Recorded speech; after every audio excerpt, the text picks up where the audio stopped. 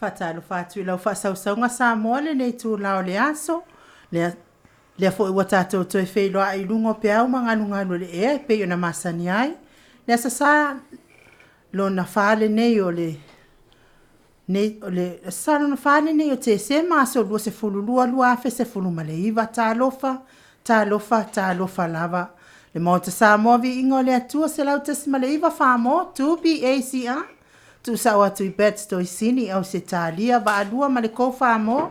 iva fatesi ma le tolu le auaunaga o loo tautuaina le mamalo se o tatou atu nuu i Samoa. Lua se fulufā i tula fitu aso le vai aso o loo faatautaia le afioga i le alii pule ia Atanoa Crichton e te maimoa mai ma e faafoga mai mafuta mai tala i mo tupu tautupu mai Samoa ma au se talia au viiga o le atua soifua e pei ona lagiina i le tele o aufaipese mai Samoa New Zealand ma au se talia auā lau faafogafoga mai Samoa mai se o lau maimoa mai le tatou ala ata lau YouTube channel le Jennifer Foundations of Samoan Worship Songs e ofalofa ma faatalofa atu ai le mafuta mai le mamalo le atunuu malo le soifua manuia malo foʻi le folaulagi ma faatalofa i le afioga i le alii le fionga i le sea o le fasinote le ekalesia me tisi sini nei fionga i ia whaanguto o mlatai whapea fo i ma le president o le ausa o Fialfani ia kasa lau tele sunga i tau simtanga luenga mana i o la tau whaletua le ekalesia me tisi mai selma walunga le ekalesia whatalo whatu le anganga whaaloalo ma lor soifua manuia ma lo fo i le folau whatalo fo i le ekalesia e whakasa sunga i to ina mana yo latou faletua mai se foi o sunga i whawhiangainga mana yo latou faletua le ekalesia e whakasa ma le mawalunga le ekalesia whaatalo whaati a te otou uma le anganga whaaloalo fionga ia pātele mākusi pātele pa io le itu ainga sā o le ekalesia katoliko ma le mawalunga le ekalesia katoliko whaatalo whaatu le anganga whaaloalo ma lo le soifua manuia ma lo fo i le folau Fatalo faisunga i whawhiangainga o le ekalesia Assembly of God i le itu palangi ma le itu Samoa ia maisel mawalunga o le ekalesia ma lor soifua ma lor folau manuia ma lo fo i ngā lue nei aso pa i o le atua ekalesia wahari ekalesia uma o le maua fo i nei tūla o a wala tuai le tapua i ngā Samoa i au se talia nei whaatalo whaati a te otou uma le anganga whaanoalo ma lo lava le soifua manuia ma lo fo i le folau ia te otou ma lo le ono sa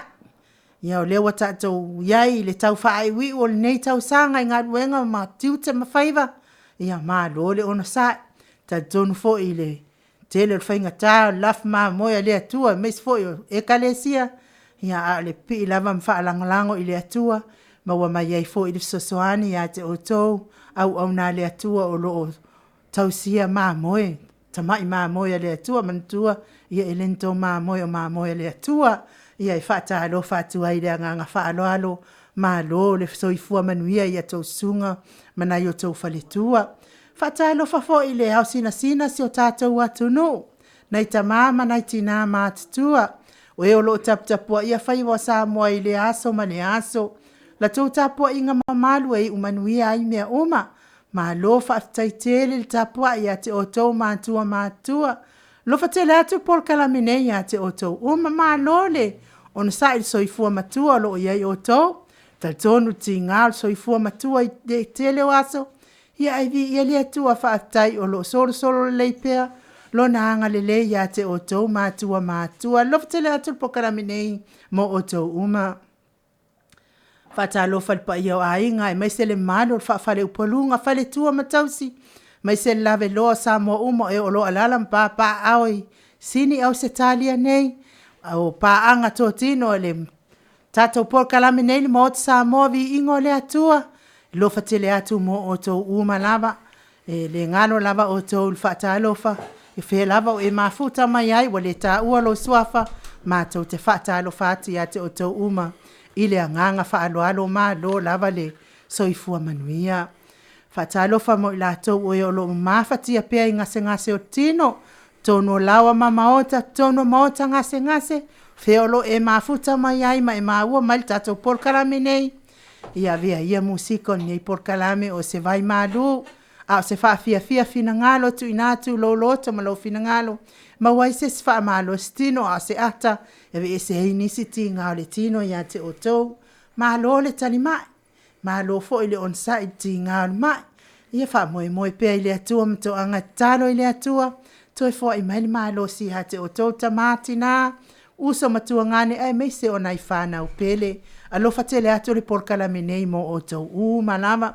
Me se lato e olo mafuta mai tono Maota fal pui, vea whaatalanga whaale malo e to i fuata ina ai lo tai au fau, so uasa fau, yo nlasanga fau, manatu fau, fina ngalo fau, vi ia le atua i aso o totoi o lo soifua, ma ia maua le loto salamo. Whaatalo whai lau mafuta mai lunga le upenga te whailangi le tata wala ata, lau YouTube channel le Jennifer Foundations of Samoan Worship Songs. Fea lava se tafa nei ke lope o lo e mafuta mai ai, whai lo leo le male fonga le alipule o le nei ALALEO, ma tau te whaatalo whaati a te oto umai le nganga whaaloalo, ma lo le ono sai, ma lo fo i le soifua manuia, ia lofa tele atu mo oto uma fea lava o e mafuta mai ai mai FIAFIA, vea nei POLOKALAME ma wata whaasolo, ma tau te whaatalo whaatu ia te oto uma lava, wale maua atu le vaai, ia a olo oto whaafonga mai, talofa lava. Whatalofa iso tātou atu nu whaapele i Samoa, olo iai a inga uo mai masani, au nā le atua, olo tala whaauta, olo tala ina, olo na fina ngalo, ia whaatalofa atu ia te oto uma. Ia e meise fo ili sau whaingata mama tina, malo malo, o e Samoa inga a salenga suo le tai au, tala ino le tala i le lei, malo le ono sai, malo fo i le tautua i le atua. Whaatalo whaaloalo i le au mamalo se tātou malo, malona masiofo, le awhionga i le palemia malona whaletua, ministao le kapeneta mana i o lātou whaltua, malo le ono sai, malo le tautua atunu. Ia, vi ia le atua i ngā luenga le lei o whaia pea, ia awasi o tātou malo Samoa, malo le soifua, tālofa lava. Tālofa fo i le pa i o a inga ma lātou tama o tama fo i ma lātou a inga. Le uso ngā pule matu mua i tu au ma lātou a inga i le taima le va au fono ti. Sua ma le vai whanua fo foma ai tu langi sa o le masale au mua ma le launi una sai lua. Le awhio whaatui le to fale ula la au nā matasi. Ma upo i ate o le mot sa. Whaatalofa i le anganga whaaloalo. Whaatalofa i le tamaita ilo ia le SSIG unasa iuni sa polu. Ma lo le on sai ma lo fo il tautua i le atunu. I le fo i pito la au lo tātou tau mawhai ai. Ia wahala wa tātou whanua lo tofi na mai i le atua. Ma lo le on sai la wafionga tamaita ilo ia. Meis fo i lo walo. Presteno SSIG Samoa New Zealand Amerika. E meis o Australia nei. Whaatalo whatu le anganga whaaloalo ia te o tau umalava. O e maltu la fono le fionga i sa o le o tsua tele tu fele, me se o lau masio fo whaatalo whatu le anganga whaaloalo. POLOKALAME ma le didi sal, lau whetalenga multano ma lau tausi, ia me se fo ili mawalunga o le pulenga didi sal, sunga ia Kristu ia e me se fo ili fionga ia le au pepe ma le pulenga didi sal, ma lol tau tu atunu o ili a fo i tu o le ngaluenga o loo tau ngāru lue ai ma tau tuai si o tātou watunu i Samoa, ia me se fo i sota inga matunu o loo alala mpapa au i atunu i fafo. Whaatalofa i le fionga i le alipule o le teo le kou whaamo i wa whaatesi ma le tolu, fionga ia atanoa Crichton. Ma lo lava le tau tua atunu atanoa, ia ele selu i o whai walo filima, tal tonu wa whaisileva o le po i Samoa, ia au lo e tau tua lava, wa le FIAFIA ino o le whaafonga mai o le mamalo le atunu, whaatalo whaatu le anganga whaaloalo, ma lo le soifua manuia, ma lo fo i le fōlau ilangi maa. Talofa le tamaita ia o la tanga tonga tuki ma futa mai vai puna, mai se fo i le tina ia sentoa ma le nofoa alo, ma lo le soifua manuia, le sunga le uso ali, le sunga ia tui la epa fai ai ma le faletua ia maunga mu, a fionga i le alo sina futialo ma le faletua ia ana rosa faa musu faleono,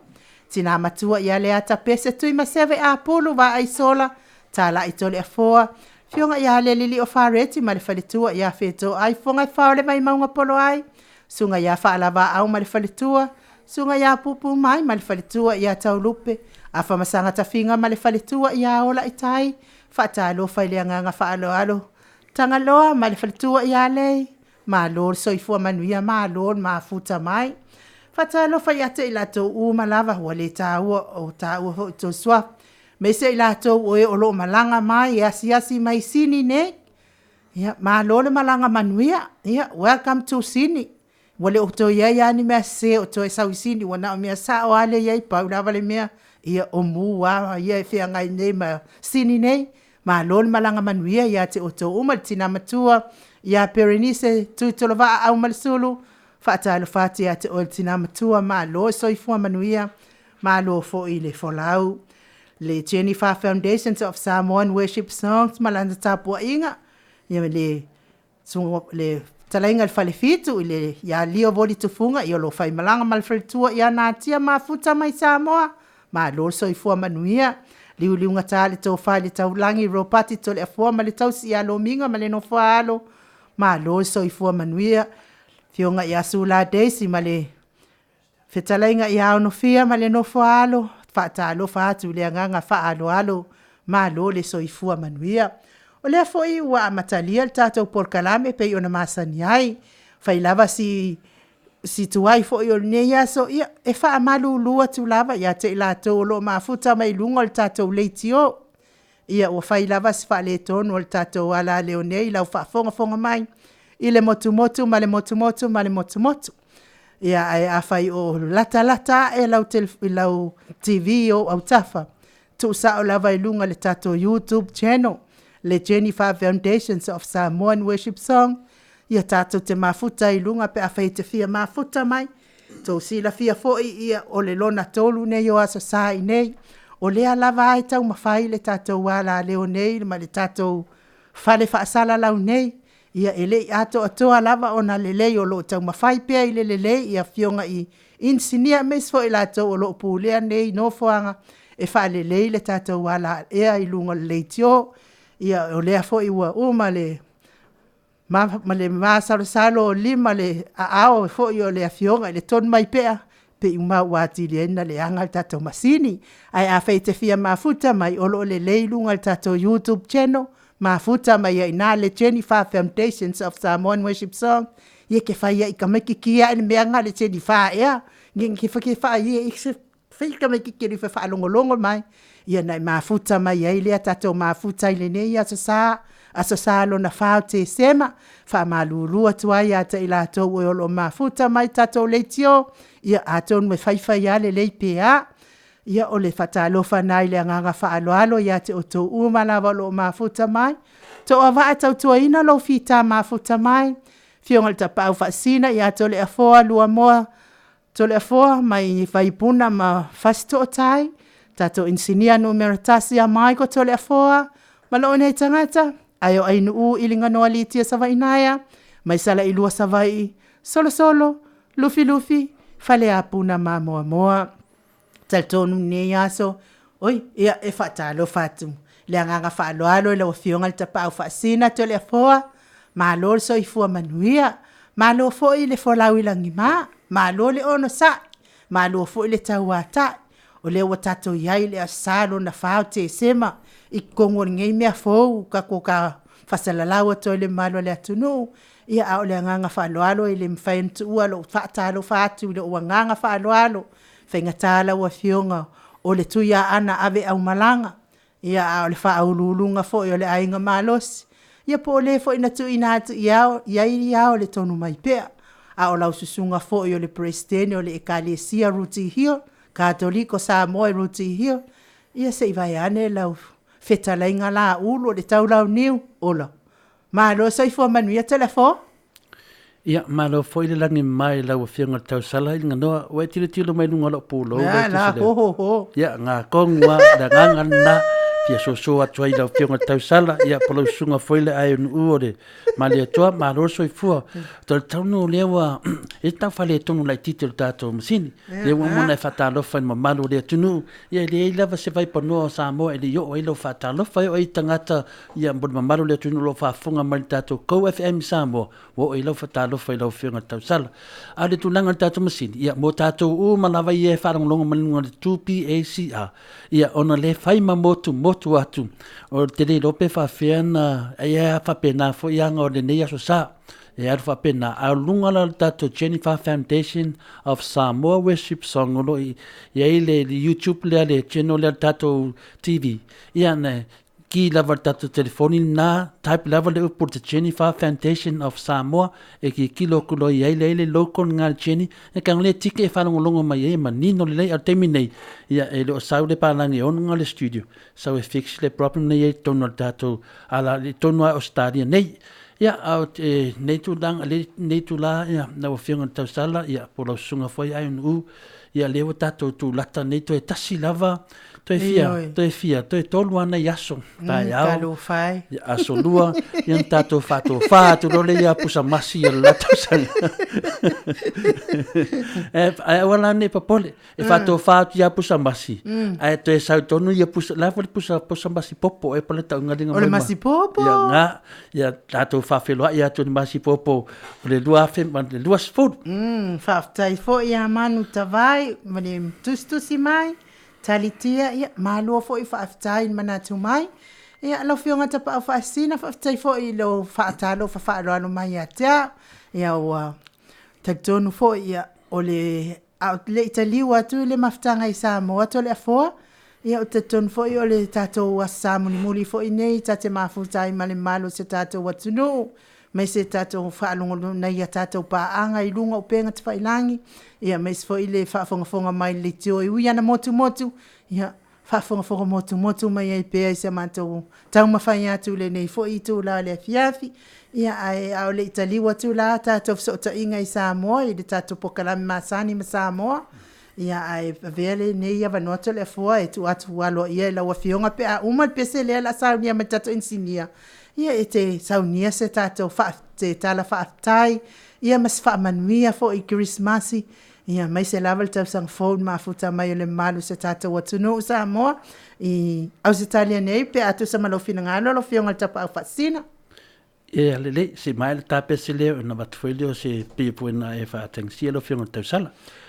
pese la le mo le toia lo faanga mo na itina matama ia oe o lo maftia pe ngasi o tino ia me se na itama matua matina matua le sina sio tata watu no oe o lo tani mau lawa Maota tapu ia fai vale atu no pese le mo o tou matou te alo lofa te le atu mo o tou uma liumai ia o le saunoanga o whaamanianga Christmas mai le fionga le ipule ia me se fo i on whaamanianga nei lava fo i vai aso ia tau le stato POLOKALAME ia na fa manu yanga lava malo fa angal Christmas pese le mo oto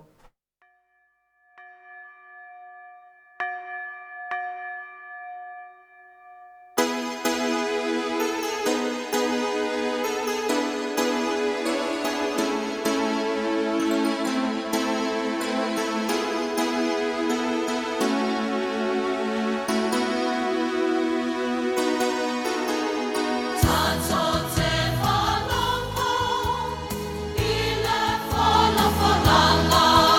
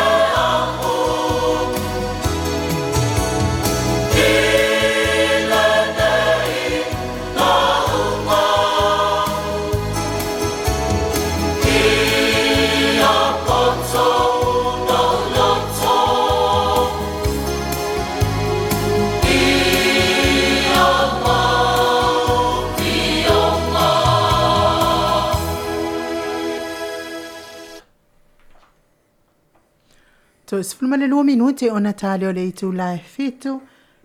Ia, tuina tia la wafionga le tapa a whaasina, ia, wasfa a manianga i na ia tātou paanga fo i pei ona masaniai. Lau whaafonga mai lunga tātou le tio, ia, pei ona whaasirisila atu, mana ia pia so ta i fo i lunga le tātou YouTube channel i te mafuta le mai ai, ia, lau fionga tapa a whaasina. Ia sau nanga wha manianga Christmas, ma tau sanga fōna mara le tunu. Ia whaptai lava mo le avanoi lau fionga tau sala ni nganoa. O le taitonu lava o le pa ia maulunga lava o Samoa, ia ono fitu wha tauina mon to tolo whai tauina mon fitu wha au ia o Samoa wa ta oto o se alao. O le taitonunga ia o le tatua tunu e leise si e noa o tangata uma lava o le tatua tunu e iailo na wha asino manga. E lor manatu maulunga ia nei tu la, ia e foi le leo whata waa o le au nei, ia e whai masui le whionga tau sala, e me se foi le sunga ia Mike, e me se foi ia tato Baai ma le KFM i Samoa, ia le whionga ia Atanua Crichton, ia ma le tato sui for tato Titi Sau, ia le sunga ia Mutalo por fitalenga for le whonga mua le Vaimonga, e le nganga maurunga ia le ai o sia nganga whaftaifu mo le wanoa i lau whionga tau salo tuina mai, o te manatu foi ia mai le latau sanga, Krismasi mai le latau sanga, ia se io mne tau sanga,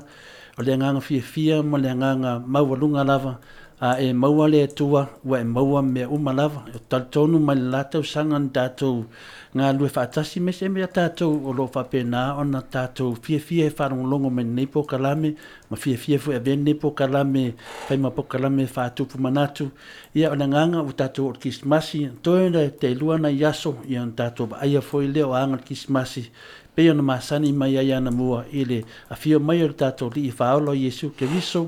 o ia lea na fio mai, ia o le,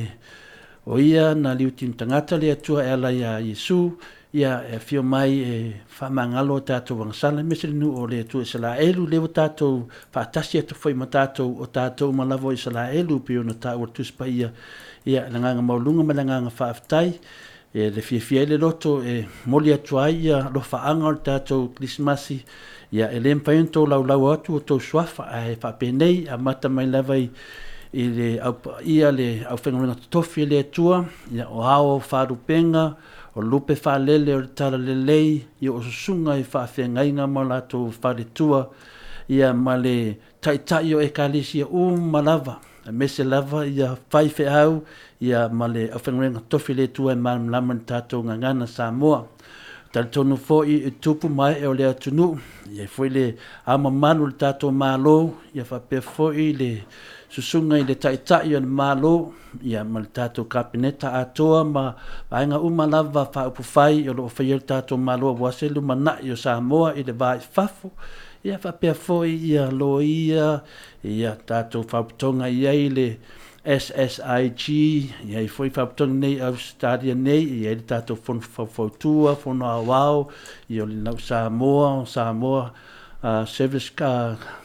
Community Center i Meanjuen, ia o taitai uma, ia o efo i o te taritonu lava, tau whai lava nei POLOKALAME, ia tātou so tai ai i le nganga o le atua, o le ngoa tātou POLOKALAME o le Maota Viiga,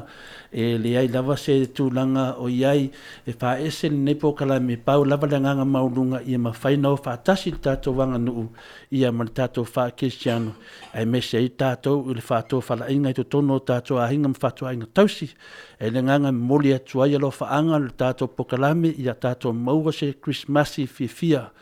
ma se tausan fau manuia, ai me se foi se Krismasi malo loina, taitonu foi woma paanga i mātou whawhengawenga i le TNT, ia o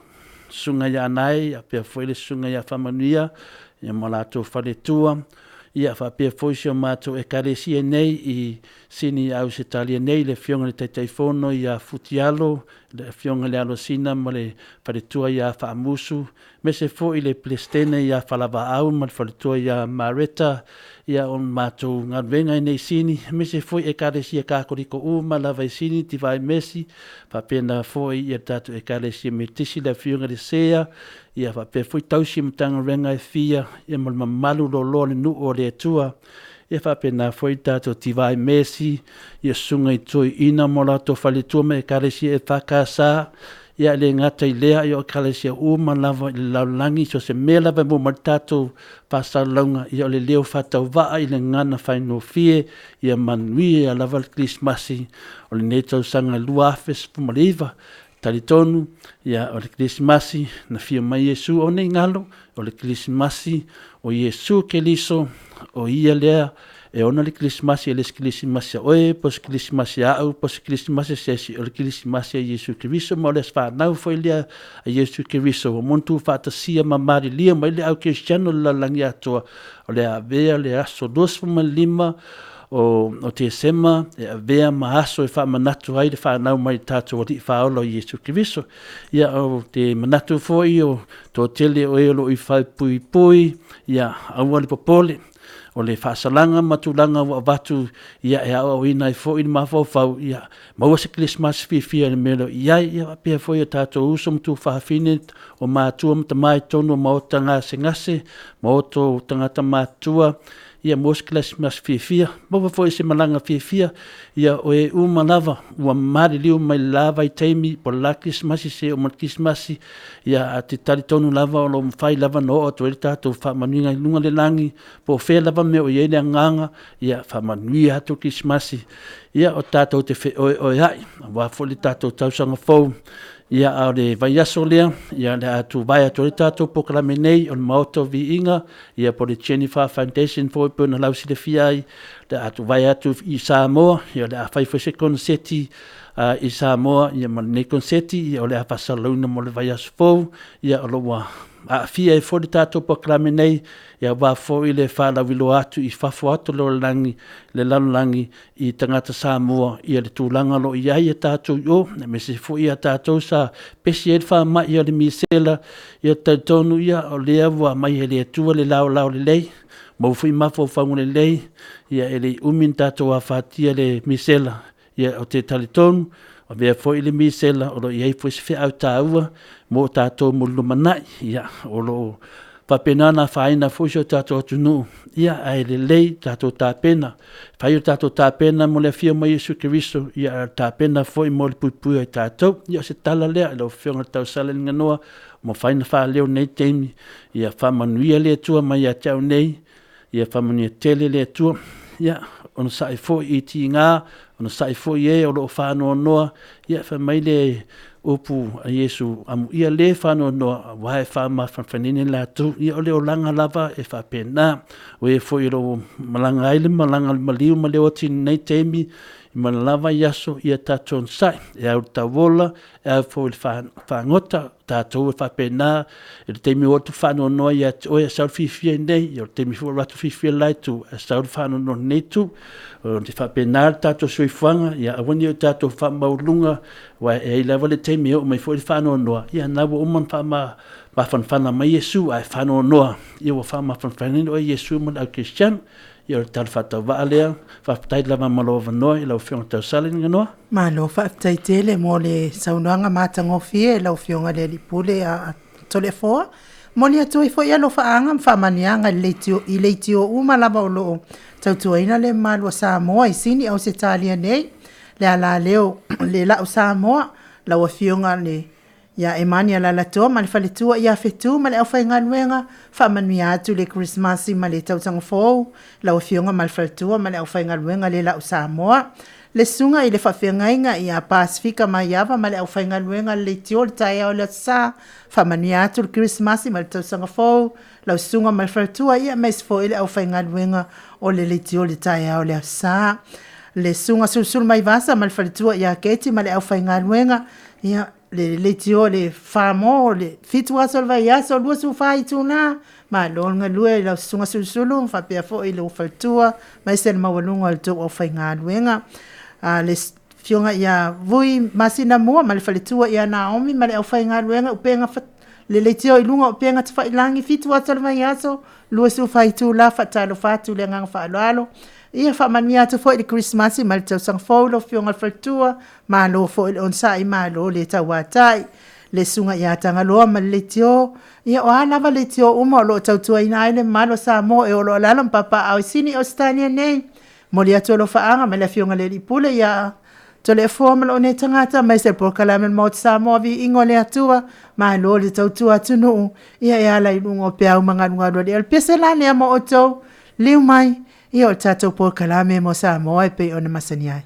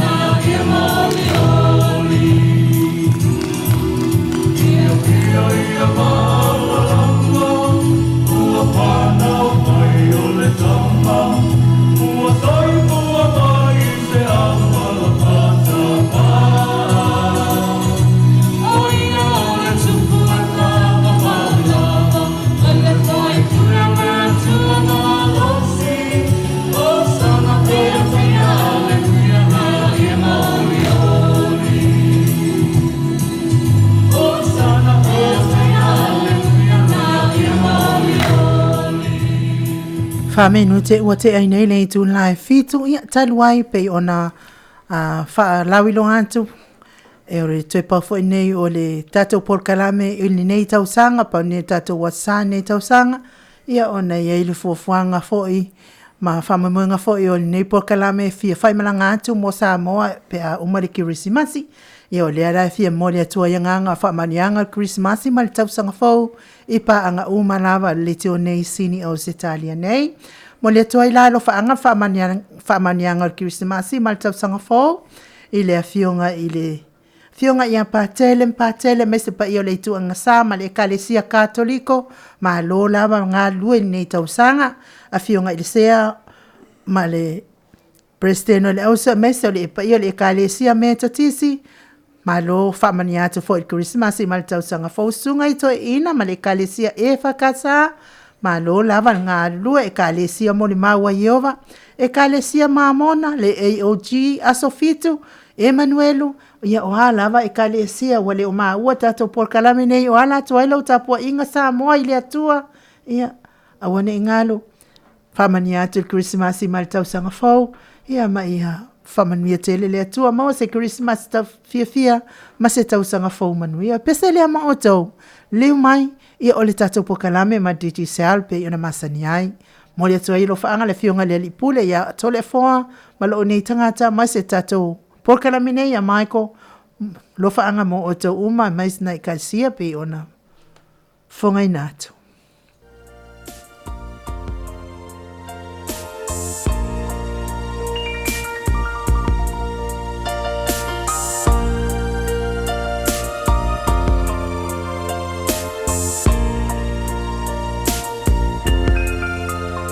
Uanga fua atata manuia ua vavala lea fio mai o le Mesia vavanga Maota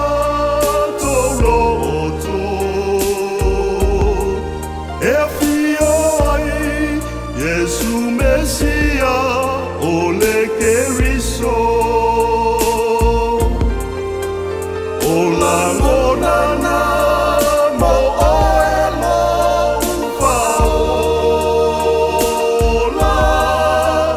ua avea oia e fai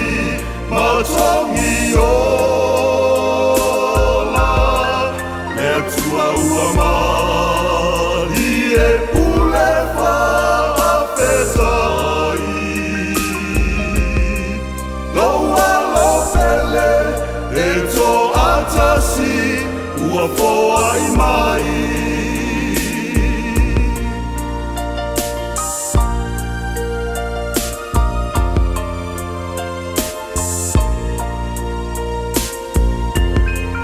le profeta o Isaia na maloia ole afana umai ole Mesia elona ua le malo le sili ese le lalo langi Alleluia, tatou pepese. Ola monana mo oelo ufaola ua avea oia e fai matongi ola e tua ua mani e pule fa afetai loa lofele e to atasi ua foai mai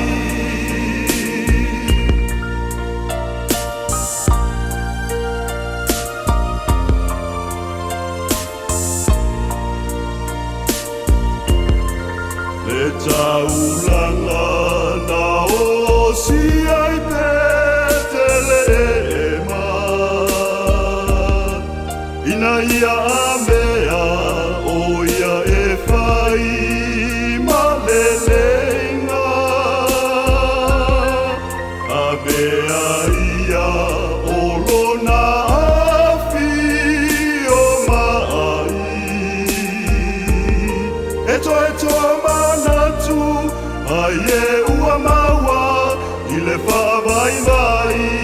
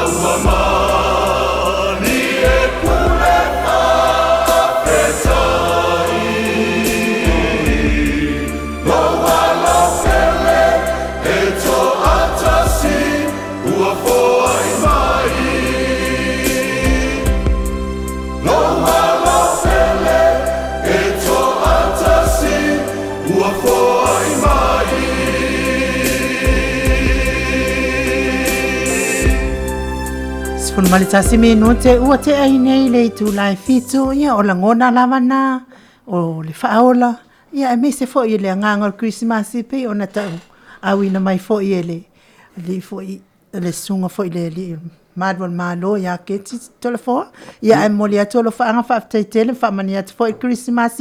alisa hakai mafuta mai Western Australia ia malolafa o te talitono le pesele a le sunga de li maru le malo ia le sunga ia savea savea fata purusu ni purusu ia keti tole fo pena lausi le fiai ia o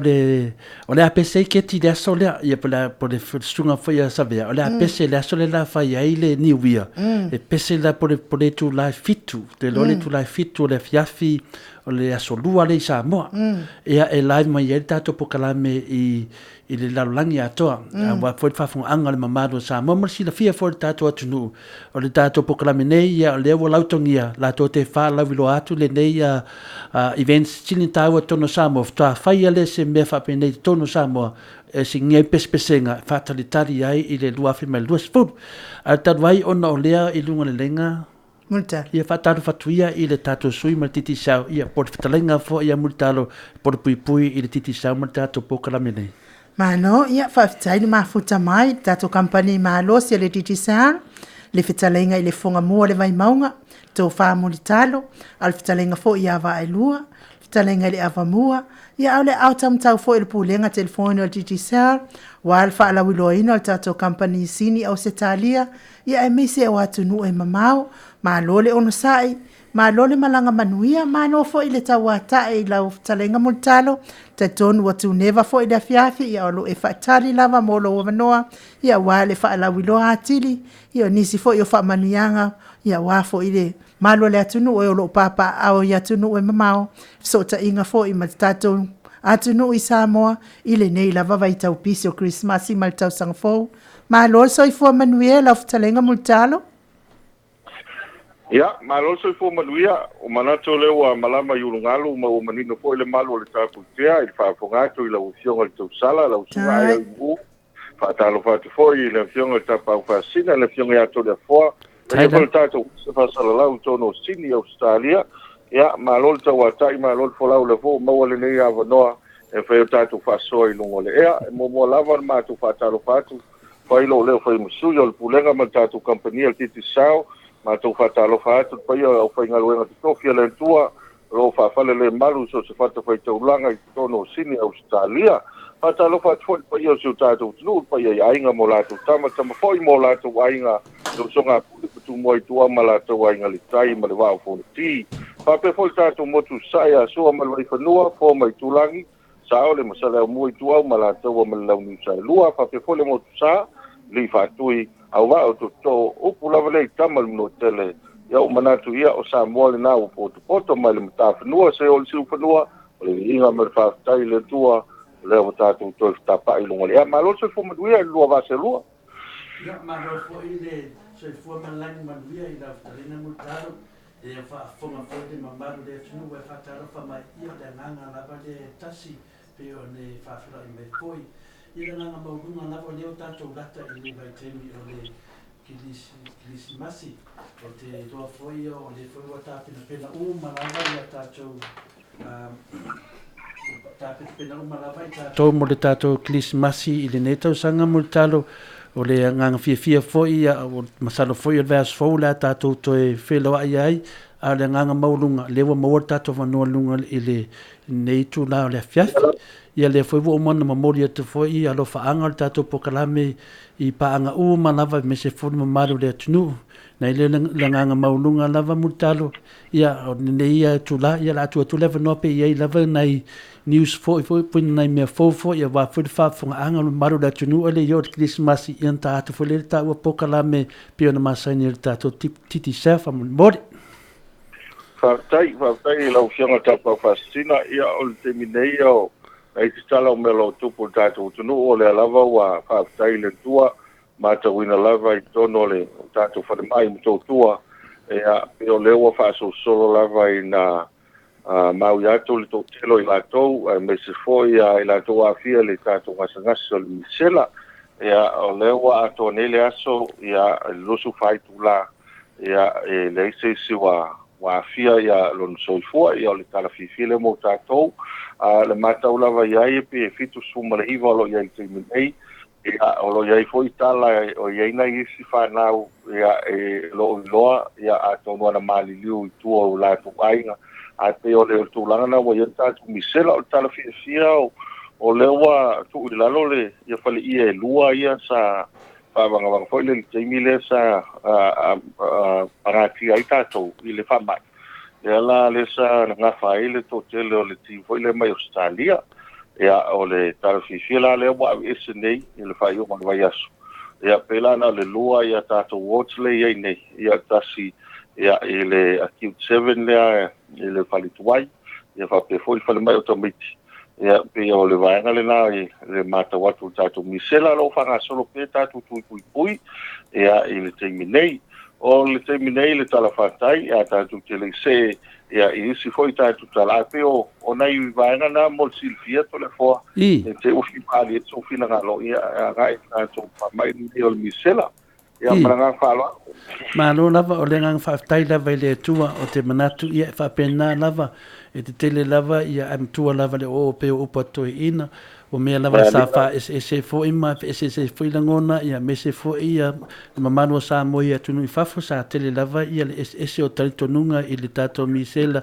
ia o le ngangunga lava ia whapena ona ki one nei whama ia peta iane ia leo fo iwa ngā le rue whaatasi tato malo matu whaatasi fo le saporo le atunu ia o le ngata i le pui alea e ale le tui pui ia ale lava e le umai lava ngā lue o fo mai ia le tala fia pe ona e moni mawina pe o whaafofonga tu fo ni mamaru le atunu ia o le aunga lea ote o i fo ilo o ala mai ei le whea tāua a le atua i tātua tunu e au na tātua tāpena le ngata i tāpena mo le Christmasi e tāpena mo le soifua maloloina le foina whaafonga foi le mamaru le tunu lunga le lupenga tawai langi au launga foi le taitai le karisia kakoliko ia mo signolo al pati sa fa pe foi na sa no ia le toi ina va pe ia e holo ia ile fe avolo mori mai ata to ta pena o tato te no fuai o tato fa vai le to Samoa ia ato no foi o ia a fa pe foi fa no ngoi fo tau se fo ia lo fa vai mo lo tangata tau se ese mal fa vai o le atu no fa vai le tua ia ato no fi auta le ia tato ta pena ia awane tato file tua ia tato mo Christmas o tal fia le no atu mutalo atai ia o nisi o tala o le matawina ele nei vai teimo tau sanga to le forma ai o le tele o sa fai ma fa poiponga ia o le foi le na file sa fai foi ia ni sofa o sa fai le ia i tai salani ia o te lore na fai foi ni se swafa le lolo mani se swafa ia le sa tu moi foi ia le la alfanga o salani o na foi le na fai ia le sa fai ia ale fionga le tu ya tu fa no nofo ia le fionga a fotana sa matu o ila lo manu le sfoile ia e tau yelo matu so le ai ngai fa ono I vaiala ia matu ole mo moni so soani le sfoile ia ole va ai male tu mo tangata ia ta penanga ole nei sa fai ia man tu foi ole sunga a fotanga kasimani a lautu le sa ia lela sa fai filinga ainga o le sunga le afasi ta se foi a onga ia o yele na le wa venema fotanga ia le sa fai ai se no tasin la no fotau o niso ta pa o le tunu ia ai mese ali tu malo ali pata ia pe o na sa tum mo ila so na ki sa fai foi niso no foi so solo e so se yuli le Maota ila loasi ia malito tele o fa ponga ia sa fia ngai male tunu o le tala fa no le so foi ana nafi ia o le na fala wasa se tasio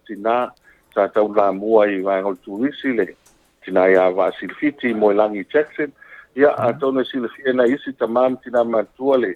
fatan malo fo sa fua o ta le sa vai ia pe o ana nafi la le sa fala wasa sa fai le lotu fale ainga ia ile skopo ho wa o le tina io se tasi foi o tina sa tau la mua le a o kolisio Samoa ia pe o la toa ia sa langalang suan misela ing fai aonga ia le a mo tele sil fia I tanga ia pe o nai tala na o melo tupu le fo fanga solo o eser ki disimaso le tau sanga ia o tele ana moli e fai aonga sa ia me alofa ia e to tele tamik o no le tu mauin am tu mauma le fam maluin o le misela ia ai o le fo wa mato wa tala fia tala si o atu lua iwa ia o mauti noa o no fai tia le misela ia fe se aso matala ili nei tula fono I se fia o tātou tangata malanga whāloaro ia le Atua ia tele o mani tele ia o wai taimi ane Krismasi a celebrate foi le fio mai o Yesu Keriso tātou li whaola le laulangi Atua ia me se foi o tātou sauwhai pe whanonongo atu I le sauwhai o le tui Atua whanofnofo a me se foi le sunga ia se iuri mai le whango solo ia manisi o sauwhai o ne o vai taimi ane multalo fai ai a filfilinga o ainga ia a mata mai filfilinga ma latou whamsinonga te leo foi o sofa tui Atua whanofnofo lea o lewa na fai whamsinonga lea o lewa foi na vanoa linu fua tāwite lea foi sofa tāua tono le tu malo alipata ma tono tātou atunu ia le tu o le mbota le fiafia ia o le susunga le li fai aonga ia ma tau lia vor sofa lea pi whaate teine mai le tu malo alipata ma sa lea mua ia tala fiafia na whanongo atu ia se atu e sisi tātou news le lei mo tātou a whaafonga Paftai ia na le pau nisi wa ngol pau falenga le fai savai o le malu le paia ia paia le sa to tele la sa malanga tu I savai ia ta sile pau falenga o le sa tu mo itangata o le vanga le ato le foa o le tumu tātou tangata le official va o matua le aia se avanoa I telo fe malanga inga ia e mesita avale foi le malanga I savai le fo wa ele pili le tātou official va e pio aso ia na to tongia ia e pule o en feina to ia mai le tiki to fa ngai lisi va ale so al termine sui lo la tiki mai lisi va le na tu te alwai o to sui sisi taimi ela le tongi fa popo to tongi oi ia pio le me foi le tongi le tiki lo le valele to ia sui ia to ia vo isi te fa popo ia o tai va na la ia fa ma si po tau longo sui I tātou tangata I malanga mai wha. Nei te wa tā pena mai lau pāketi na al pāsesi o le wā. Ia nai fōfōle te malanga le aso fua. Ai te wa to e suilo ma fōfau I te malanga le aso lulu. Ia nai watu le aso lulu. Ia e whaamali e tauto I tongi le se le ni whaopopo. Ia ngā fō le tau longo. Ia nei to e whai mai e sui. Ia na whailo le o tala fō ia te wane whafonga na tunu. ia malele lo tau ta ia na to ia o tupe o tuli me ia to ia ai ta pena ele ta pena ange fuavi ia wale vao ele ia mani tele ia o lewa mata me ia le tatu va i sala fai ia o te manatu foi ta ita ia a fai foi ti le tatu va i sala fai ia le foi le na fa fanga fu o mala foi mamadu de tunu i de tatu wa fu e fa pena la va fai ngal me multalo a fa pena foi mana si dunga la to pasese ia tele foi te mi ti le tatu va a pio mesa tu poi vo le fai na ia ta foi le na fa fanga uma mamadu de tunu ia ma patunda la to va inu ia ma fai foi e ho te wanga la kala kai foi na le na tatu wa foi mo e foi ia na tangata ia tu mama mai ali pata ma na inu tu fa pena ia tale fia lava ia o anga lava Christmas o ala foi lava e finale na ova foi tatu le fa alu e se le fai le pokin ia mana tona to ia no la to ia la lava istanga te fia su ela to vanoa ia fa finga tai foi o mani foi le tinga mangi foi na awala e mo foi sin tu pe fa popo e ta tu na a fai fe sa wala va pena ia malo tu puma ia na aveli se tu si tato malo fa tu ina le mista tato va amana tai fale ia a vaila nga mena va mato ia tu fafo ia mangi mako ke po fina le wa foi ko kongera ko ia ia le fainga te manatu le tasi e tu esi tata la tatelo tapo kalame ia fa stai ia pe ole ona itala ole ai ole fanga solo ai o tatu tunu ia pe ole tau ole na ole te le lavo union man te le fo inga lo ia terminate e monia ole ile misela ia pe ole ai la ngona fa stai o tau ole maftanga le metau ia pe na ia terminate malanga fa lo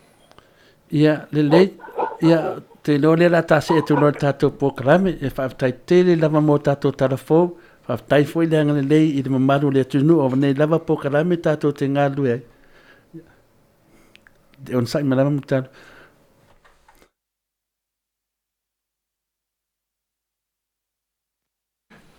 o le nei lava POLOKALAME tato te ngalu e ia o POLOKALAME lava tato au na mo le tunu ia le la tasi e tuia le POLOKALAME ia wa foi le mafuanga mafuen tato tono ia fala wilo foi me alo fa tato company nei i de mamaru Samoa i so se pai panoa ni la lang Whaftai tole fua, ia rewa tātou o mai tātou results for your LENEI FIAFI, I may say tātou se ile sa se ina las for ile lento na yatu o tātou results la le iai man tōku tātou whalauiloa, top up le lua sulta la pe siliatu, ia ona manumalole le lima se lau tāla Australia, ia na fo ia New Zealand o le man tōku tātou results, pi o le lua tātou whalonga tai lima se lau tāla, Lua tātou whailonga tai lima se lau tāla. Ia le laua o numera nei o leo manu malo ai. O le ono tasi wha, tasi tolu iwa, tolu tasi fitulua. Ono tasi wha, tasi tolu iwa, tolu tasi fitulua. Ia o numero sa molen top up mai na e fitulua lima fitu tasi lua. Fitulua lima fitu tasi lua. O le tātou numero ono tasi wha, tolu fitu walu, lua tasi fitu tasi o. Ono tasfa tolu fitu walu lua tasfitu tasi o ia au le numero le na top up mai nei fitu lua o lima o novalu fitu lua o lima o novalu tato numero sa mola le nei le la mo fu tato se lau tala credit e foi ona nga ina ia terminal kisimati am ia foi tato Australia man tu le senda o tangata le la fo mai na e mawala na lima se lau tala Australia malanga falo ia malo lava o le mesili lava na mosi na malo ia o tupe mo fua lava nei tupe langa leo tato company ia le tasi atu loa i tavaenga masani ia le atu langa o ia tato credit wa ia de si whamanianga tele lava mo credit a wafoele au ta whau atu Christmas i netau sanga mutalo Whaftai, o le teimi le nei o le tele lava tato whalau loa le teimi nei o le wa ia fo ia nei vaenga na o le seki tara pando mo fain falua ina ai ile ngata le kika pai o le teira ia fa pre fo ia awale mo ia tatu minuti fo ia mo fua fa ia nei vili mai ai fa ngai nei terminei fa ngai na tatu mai titi sa app o le mai titi sa app na pe o vanga ta o le na o le tong fai e fa la wi lo le pe lo tatu tunu o le temi nei o tātou telefoni tolefoa ua o telefoni fitu iwa le temi nei ia o se tau fiafia na la mo tātou afia mo sau telefoni lelei lava na o le fitu iwa fai whaatau ai ia o na whaatau le lau sim card man tō fai tangata i Samoa tolefoa mai o nuu e fai kipe a watu iei le sukalati ia o nei ama o manei le ao ngā awa iei tangata a e whaatau o telefoni pe a tau nuu i whaleolo mo lo ainga ia o te whai atu e le tolu masinga le te malanga mai e po le tolu wai aso ia o whaati ki e lava o le maasalafa maane whaafonganga le tunu ia whaawetai ia wa o le telefoni ia e maua iso o se vaenga whai o le mimita i tangata o le nuu a whai o se tina ia ta ilo fo ile maafutanga tina ile matua mala usi e papa ia o le mongutu hoi lele le telefoni le iai ia o te iloa a whaapea e whaamatala ia telefoni hoi o le S10 ia masani e utou i whafo ia le lopo atu lo matua o le S25 lewa i ala to ia o telefoni titu ima le na ia o matua e tau talama manina toma pe ai ia o le vai mai e se le mana i o sau mea alofa a whaatau se telefoni fitu iwa ia suani mo lo ai ka maranga whalonu Io me sili foi le fa fonga foi la ta fa atu ia tu lo telefoni nei Australia po Amerika ia po ni sila foi ai hadu fa tau so telefoni wa a fits from livata na Samoa longo vinga se me le todos for livata la ia po le fa di mata la tu peta to longo vinga le se me a aveta to telefoni a fa ngata to telefoni pe ia no sa no ia le pe telefoni telenga ia multalo ia fa pe umarona fa ngalo telefoni le alom le valele ia to e tu o tulo ia i molana telefoni ia fa nga ma le sim card le to fa nga ia i fa lola mo le sfi mananga atu ma lola mo tu lang fa tai foi me le tu lang me si foi do mam na mo le tu no ia sa tele o te mita te fa so ai ele o te la vali tu to telefoni ia le la mo ta to telefoni fit fun ma le iva ta la va sa ia to iva lo pa o mai la lo fit fun ma le iva ta la ia le la ta se tu lo i tu langa nei o le GPS se le ta hua tu langa le sa amata lava pe le ta wa te mine pe o le wa mata na fa na lango ia im faina to fonga ina tu langa le mutalo tai ole vaenga le tato GPS pe ole ta wa lava ole ia im faiona i lopo filme le anga i ta vale ia pe hola na tala tu le o te mine o tau sa i le lavin ta vale vento so i Samoa ia o i vai aso fifia pe la ta wala fa ta usa ta vale tu i tonu sim card e a pe la ta wala na in fayo na i lo ai po filme o anga i la ta vale to te la na i tangata wa ta no mai sa i la ta vale fa ta mo e la nga fi le i lo po filme o anga i ai o si vanga ta wa pe o le vanga le o le service ma le maintenance e lo ai pe fi lo mai la ona sa lo le lungo ta to report se fa mo le mole e ta ona service status ta vale umna mi fusi so e pila ta wole ia le ia le fo im faima ma service status ta vale e pila so le wa a fa le service la fa ti fo sa tu fa alu ia e mese lava ia te milite malanga mai ai yes le fa no pe va pe sa fa ngasta vale to le forma e ai sa fa malta vale walo le tau sang wo man togi ai malanga mai e fel wa ta vale le sa tu lo wa inga ele yese service ya no lo le lungo o inga fo ie po anga mo lungo pio tiavi po le mafa po filme le wa no ye wa man ya lo e manu lu ya man e fo ya te ungo le te malanga mo mai fafo ia ai mantua fa le tonu a pe ma vivela ta vale lungo le ole ia ona o malo le wa o fia ia ai toi fo il fa no ia ole ala le fa tamang ia ta ona ta to GPS e lo po filme o anga ia mo te nei al va ta wa ia ole o sa o te nei wale mapu po le i POLOKALE ta o le ole o tau fa ia mo ta to GPS le ia e longo puia le i mata longo pia mas fau ia su tato tru ia lo le mo wale le foi le mamao tu nei e foi na ta vale na la ve maranga fala le tele tato GPS le o te lo foi ia le wa fa ta wa ina foi le tu langa le a me se foi le fa fonga foi le mamalo le tu e o Samoa ia tato na o Samoa ia le ngata le GPS ia tu langa foi la le i le whatautala o tāwale rent, ia tātou ia alofangia, ia tātou tāwale Samoa. Tu te le voi nei tāwale atalatu e haela tāwale, ia ai tangitangi mai le ono le tāwale, wha mai po te loa ia suafau. O tangata ia nei me mato te no whaisini a Australia, ia o whiatu i o te loa, ia te tilo, ia o tangata lava ngata i tangata. E ui lea, o tūlanga whapena, ia e au foi ana sila, ia e au tawala al whanota, ia o tātou foi alo o whangapis nisi nei tangata Samoa, ia lo whangia ato e foi mai, ia ato e foi lava tā vale ale aunan mena, ia me se foi tātou tā vale, ia o te loa me whina lana whatautala e tō tele o tangata tātou tā vale, ono o le mea la vale e tasi o tātou le pai whaleo me tō tino isi. Ia le la tā se e tulo le vahanga silian tā ua tā POLOKALAME o tātou TV o lewa o loa nei wa tele lava ia mea o lo tutupu nei tātou TV Samoa, ia alpia o tātou titi sao, ia lea la o tātou titi tō TV o titi sao, ia lewa a ngai luma, ia whia se mea na valo, ia ina saunoa ia tūlanga tātou titi sao. Tato TV, Sky TV. O tato Sky TV la. O tato Sky TV alo o te lava na no.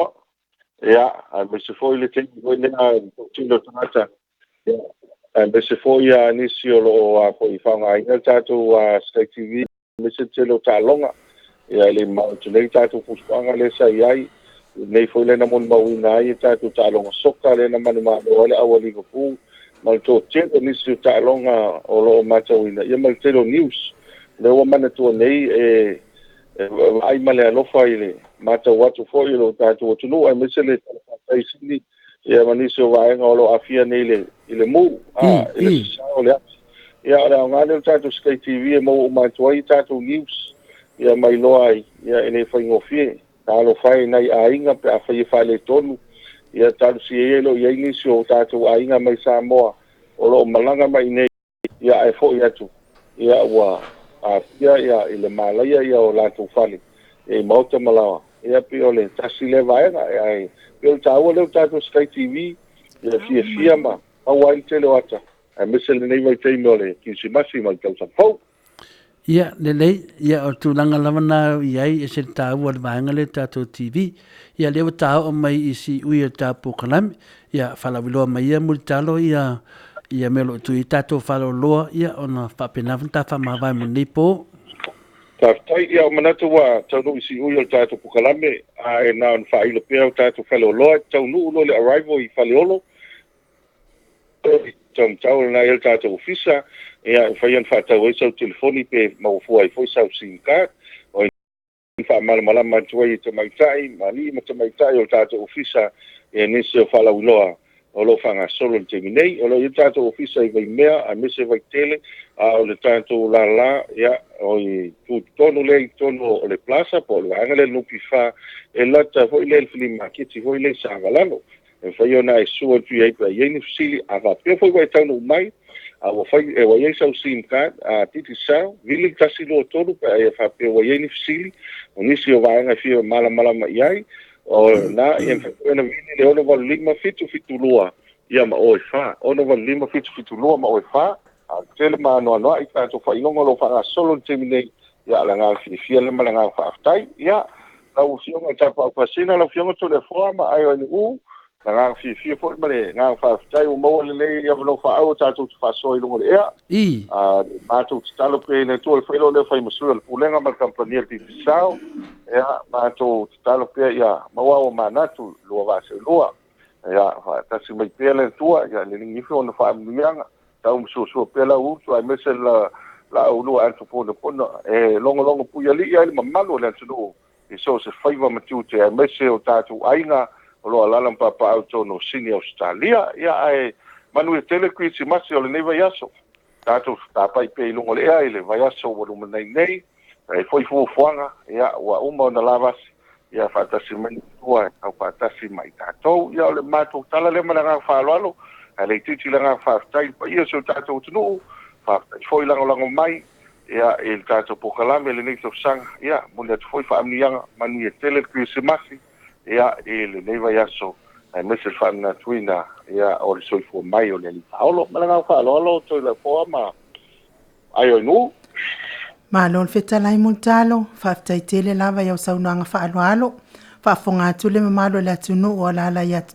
ma papa au ia atunu e mau, mese lava i Australia nei, whaftai fo i mo talafou mai Samoa, ia wa ngona fo il fiafia mwhaia e o le loto ma le anganga, ia le au whaalongo atu, ia ua le oto e si i tele fo i lunga, ia le au whai o e ua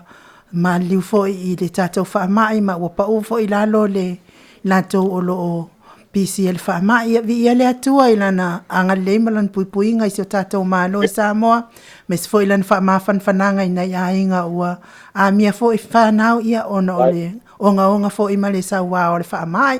ia vi ia le ali i tala fo ia tala lei ua mai o tātou whalongo ina fo i leo fia fo ia ona o whaamtalanga ua mai fo i lau whitalenga multano mātou te whaamanmia atu fo i le Christmasi i lau Fitalenga multalo ia me se foi ia lo tausi ia male malu pulenga tato telefoni fa telefo in nei tausanga atoa tu sai ma tato tala fila wa femoli multai ia me se lava fo io fa la wilo ino tato company io la fo se au nanga le tau le fionga le tapa fa sina malo nei tangata tam fa ina lava fa la wilo tato au nanga nei le manu Samoa o e lo ma wa mai tato penga ta fa inangi ia tau ia ina ia ngā leo au ona nei ia tala ia tua i fo i le tala e winga lava i tau tua tato au ona ngā telefoni whamania tele le atua i lau talainga ia maua pea lo fina ngalo maua lo malosi ia maua fo i le poto mai le atua tau tai ai fo i ngā luenga o toiol nei tau sanga tatou wheloa i se taimi o mua e ma tau te whaamania atu per Christmasi mo lau talainga male ainga e mai se le malo pulenga ai mo nei taimi wha soifua ia multalo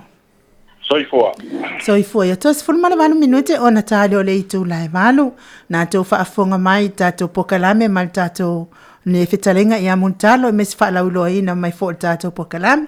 ai mo nei taimi ia o tatou a soifua ma so whailunga ina malo le atunu o e olo lalam papa au sini nei ia meso lau MAIMOA mai lunga tatou wana ata ia whai na e soifua mai le nei masino te sema ia mātou te whaamanuia atu foi ia tau a soifua mātou whailunga ina sanga whaapopo e le atua nisi tau sanga stele mo o tau ma wapea le malosi mai le atua ia tau te ngalulu e ai au onanga uma matiuta mawhaiva ua totofi ai o tau e le atua i tono ainga e kalesia fea lava o lo e ngalu e ai whaamanuia tele le atua i tau aso soifua manuia foi i maftanga mawhanawhana sakalameta al whaipoiponga nei masino te sema mātou te whaamani atu maua pea ainga mawhanawhana maftanga fia ma ainga ia mei se foi le mawama le atua ia oli pese la lea ua saunia tato pokalame e momoli atua ia lo whaanga mo i lato uma o esa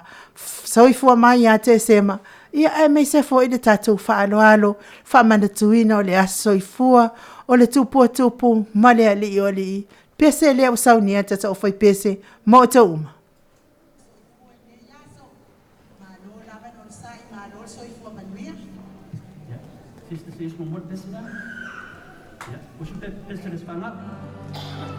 Happy birthday, Jesus, son. Happy birthday, Jesus. Happy birthday, Jesus. Happy birthday, dear Jesus. Happy birthday to Atua. Happy birthday, Jesus. Happy birthday.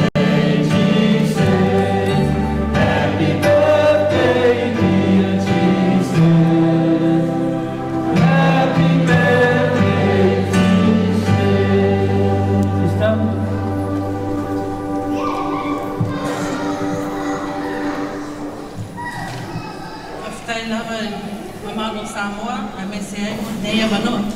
I say faiatu fa Italia. Le happy birthday Jesus. Buon Natale, buon compleanno Gesù.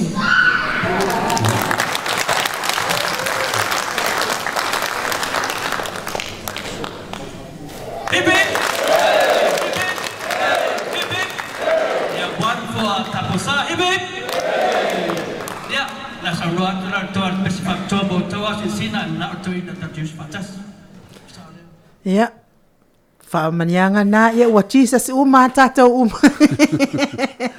O e uman soifua mai ne yaso, ia ua Yesu uma lawa tātou whaamanianga ne yaso, ia tauia ina i o tau maua ni aso soifua fiafia, ia ma sanga whaamania te lele atua mo o tau uma lawa, o e na soifua mai LENEI masi na o te sema, whaafitai fo i lau fionga a whamasanga, pati ole tafinga, ia whaafitai maafuta mai, whaafitai fo i le tusi mai, pese la le mo le toia lo faanga mo e sa soifua mai le aso mo te sema se ia o la vai le aso fai o te sema pese le mo o tau i mo le soifua lo faanga talenga ia multano maltausi e mese pulenga TGCL le sunga ia Kristu ia mas foi la fionga ia le au pepe ma le pulenga TGCL.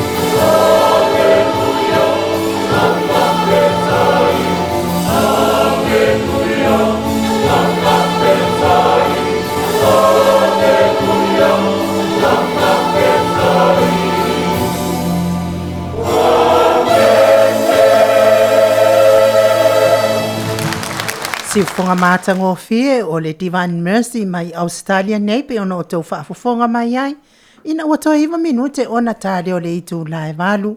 Mo le atfo i whaamanianga le Christmas ma le tau sanga fōu. Le fionga ia au ma le surutului ma le whanitua ia tu ngā ita ma le nofo ano. Anga whirisi wao ti pesa ma le nofo ano. Toi whare whaalusa to e lau ma le nofo ano. Unge se te whano ese. Ma ma le nofo ano. Tanga loa job le tu ma le nofo ano le iata watone. Ma Maria ma le nofo ano. Anga Filipio ma le tausi ia pua ma le nofo ano. Anga Filipa amatua inu Felosipi. A fionga ma le nofo ano. Wesley mumutalemana ma le ainga. Wayne mumutalemana ma le ainga. Wayon mumutalemana ma le ainga. Fionga ia afa masanga tafinga ma le falitua ia ola itai. Lelei Murphy Fatima ma le nofo ano. Pamani atu le Christmas ma le tausanga fōu. Ia te oto umalava o whapea fo i ona mafuta mai. Ia me se fo i nai mafuta mai fo i le tātou POLOKALAME. Ia o lea ua toi le lei mai ia le tātou POLOKALAME le lungo le tio.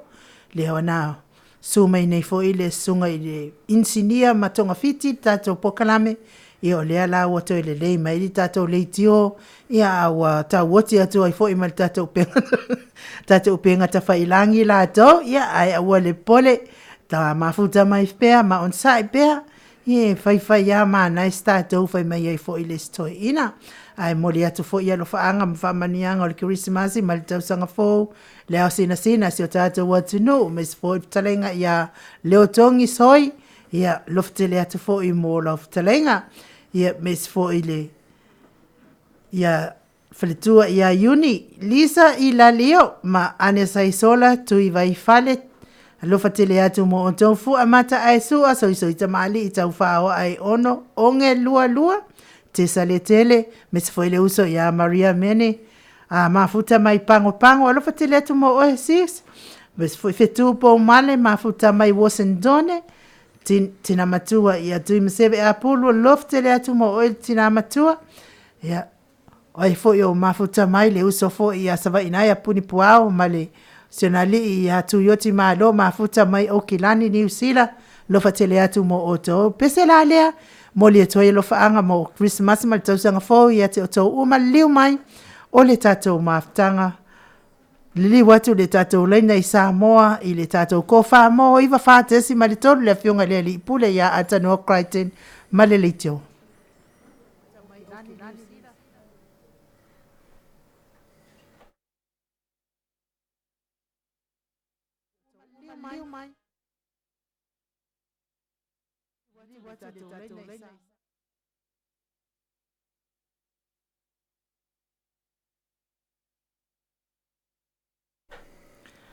Toi 5 minute ona tāre o le itu lai walu ia pese la lea mo le toi lo whaanga mo o tau pe ona whongai nā toto suafa.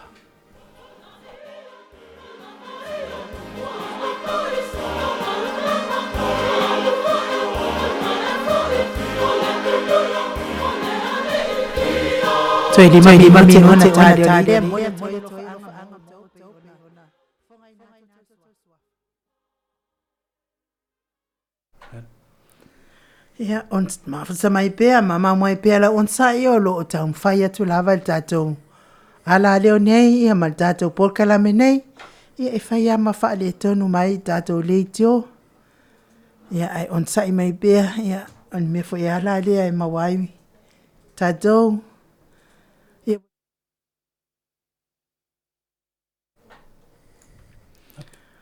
wato sua tu tato insinia ia wato tau whale tonu mai tato ALALEO lea.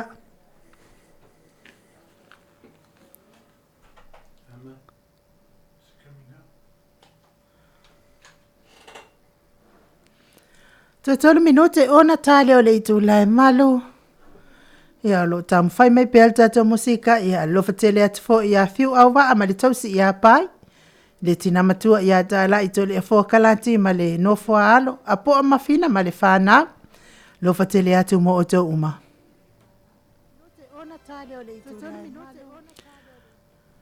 Sera masemi, semi masera nandun, lova tele atu moto, whaptetele ia Alisa Hakai, mafuta mai afualo peni, male faletua ia Iuni, Liza i Lalio, lova tele atu moto, mese fo ile fionga ia taito, ia mal faletua ia ti otala ia sia, mafuta mai malinofo a alo i Western Australia, lova tele atu mo oto umalama,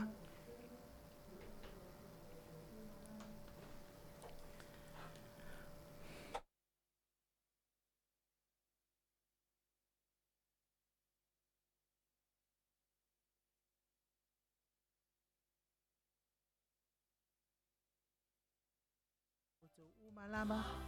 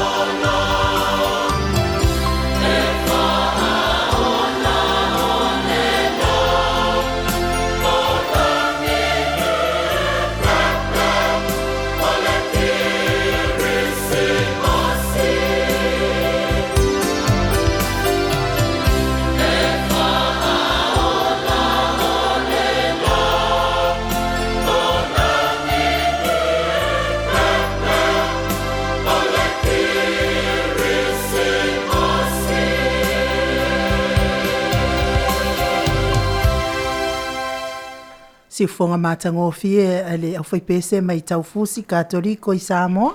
pe ono tau mafuta fa fonga mai ai i viviiga o le kirisimasi ina ua tonu minute ua te ai nei le itu lai malu talua ile ua mafuta mai le afionga le ipule o le kou wha moi wa whate si male tolu i Samoa le fionga ia Atanua Crichton e whatalo fatua ile nganga whaalo alo malo so i fua manuia Atanua malo le ona sa i malo fo ile folau ilangi maa. Ia, whapena whai anō whatalo whātu i LENEI TAIMI o le pō aunu u malo le soifua ma le langi ema ma i whapena whai anō whatalo whātu i le fionga tu le afua ma le sunga ia mai ko iolo o lo tau wā tolu ai le tātou POLOKALAME i sini au te tālia LENEI fo i tū la o le FIAFI o te whatalo whātu fo i le paia mau lungo le tātou tunu o i sini au te tālia ma nisi vaenga o i tuato sini au se talia ia o lo whaafonga mai ai mei se fo i le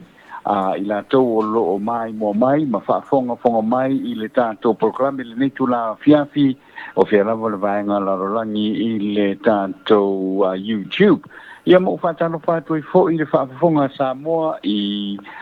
Samoa nei ia o lo whaafonga mai lungo le kofa mo i wa whaate si ma le tolu nei e FIAFI ia malo fo i le soifua i le tātou o tino ia te tonu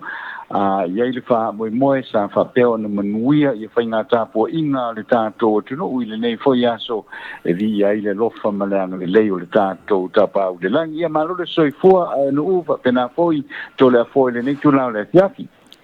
Ia le nganga lava le tasi i lau whionga Atanua tal tonu ia le mesili leo o whaafunga te foi le mamalu le tunu ia peo na e saunua mai ia maroso i fua malangi manuia o te talitonu foi ia o le tātou o foi tātou POLOKALAME masani ia o nai whapena foi ni tātou news fe moritai me le Samoa i Australia ma se paenga laulangi me se foi tātou nei i Australia i le tātou atunu pele o Samoa tua te neva noa ia me ieni tala faupu ni mea foi wata pena i lau whionga atanoa me se foi tātou company o le tātou POLOKALAME o le Kou FM le iwas fumalfates mai tolu ia e whaafungatu ni maru le atunu i nei i sini i Australia ma so se vaenga o nei laulangi. Ia. Alo lava le ftalai foi ai ia onisi nai ona i tala mo fai ona tu fatasia wa foi le fa fonga mai le tanto tunu ele nei tu lao le FIAFI wa nei numero e wa mali liu le fa mai le misela ile fitu se fuluiva ai o ila to e le va o le ono masina ile fa tau sanga le matutua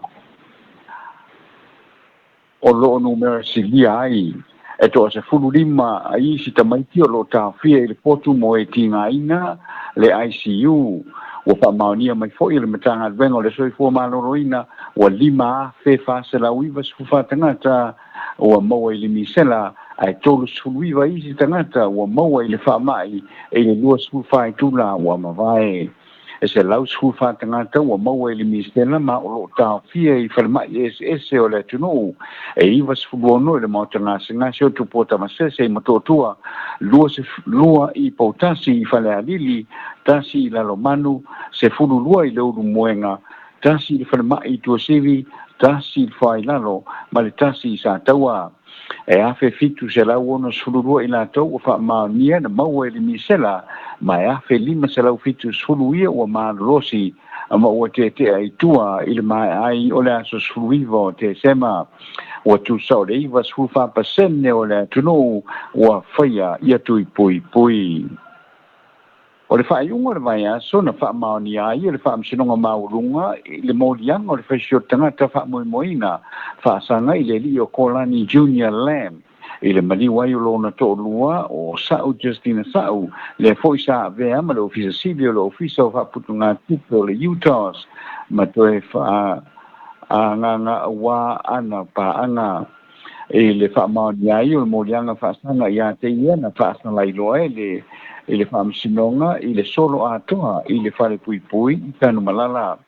na whaamani foi i le tamaitai whaamasino i si maulianga e lua whaasanga i a Kolani ma o le aso fitu o whepua i le tausanga fau o le ala wina i le unga o Kolani i maulianga nei o morianga whaopopo ia ua whaamao ni foi e eilona taumo whai e tongi tupe se tasi o mori mau ma lona whao lima i lona whawhine whai o le tama ale ua maliu.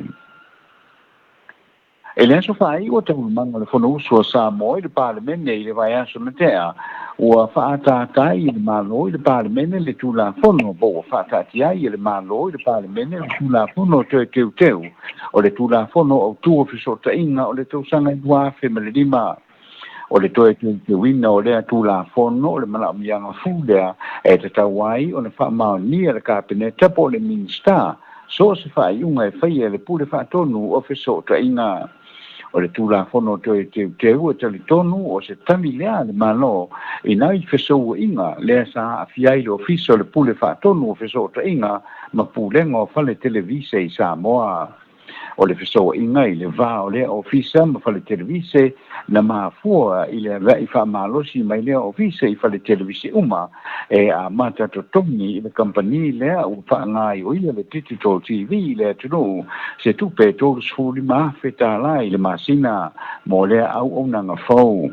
I le mai ai o le tele o whautanga inga o lea tau wapa u i le sfuru wafe tā lai le masina ma o le atoe roilo pe a mai a ia le ono masina.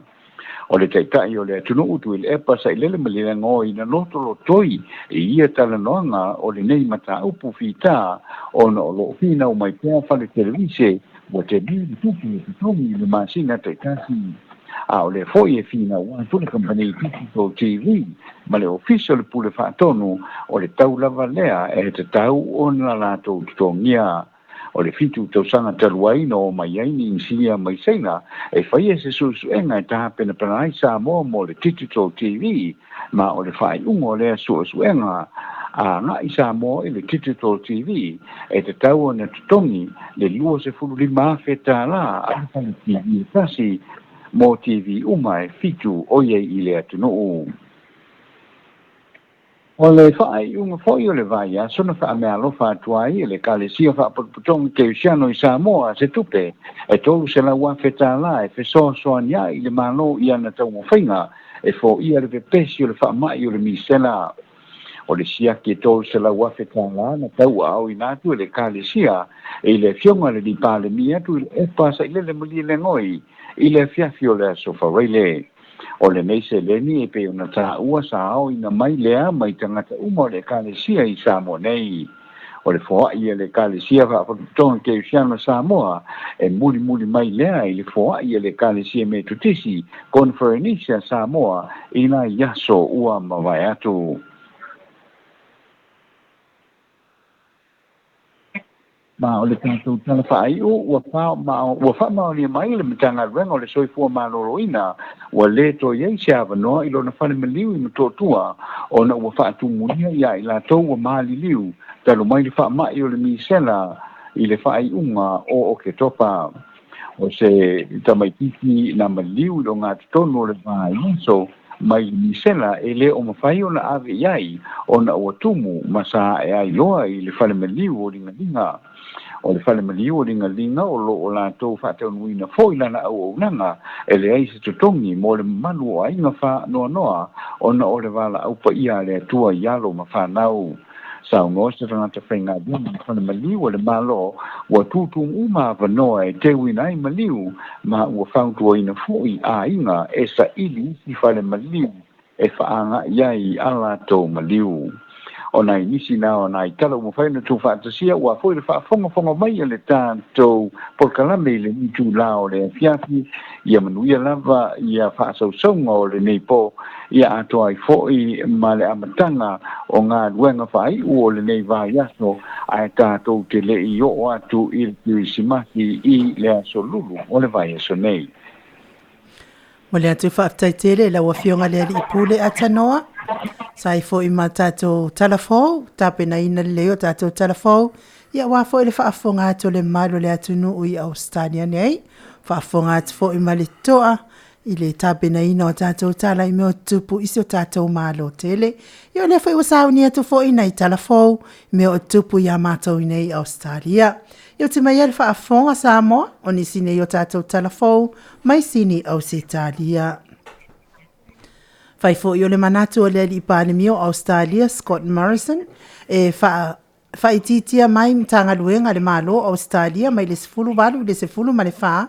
ai le itu mamai na i le mamalo le atunu ai mai se lava i le autosiata o le lua vai aso taluai na fa ala wiloa mai ai le filifilinga le afionga i le palemio Australia ina ia tau fia le mtanga luenga le autosiata i totono le palemene le Federal Arts Department ele i tele i se pito le anga i lunga o penga tafa ilangi o le autosiata matangata lau tele ma whaavai ai se tau tinonga. Ina ia ave esea umamai ata o lo i totonu o le maota o le palemene i Canberra i le taimi nei. E silia i le tolu se lau. E silia i le tolu se fulu whaafe i latou ua maea o na sainia le nei tau tinonga. Ma le wha moe moe e wha o popoina le whainu mera. Ai le ima e le taimi whaatulanga ina. O le nei tau tinonga o lo o AFIAI ata o sui umo le palemene. O ata o afionga o palemi o le malo o se talia na tula i mai le tofi. I tau sanga watua nai i totonu o potu ta itasi o le maota.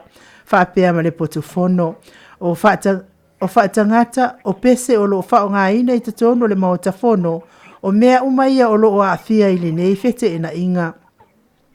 E tusa i le ono afe lima se lau ata, o lo whaapipi ina i tatonu o potu e whaafe fitu se lau le maota, e awhia i potu o sui o palemene. O le suinga o le kapeneta ua saunoa i aile afionga i le palemia, i le whaititia mailea o ana matanga luenga mai le sefulu walu le sefulu wha, e a matamai a Februari le tausanga fau. O le suinga o le matanga luenga o fisota inga matusinga ata, o le ai lalo le matanga luenga o ati na ese, fela ua inga, ati na e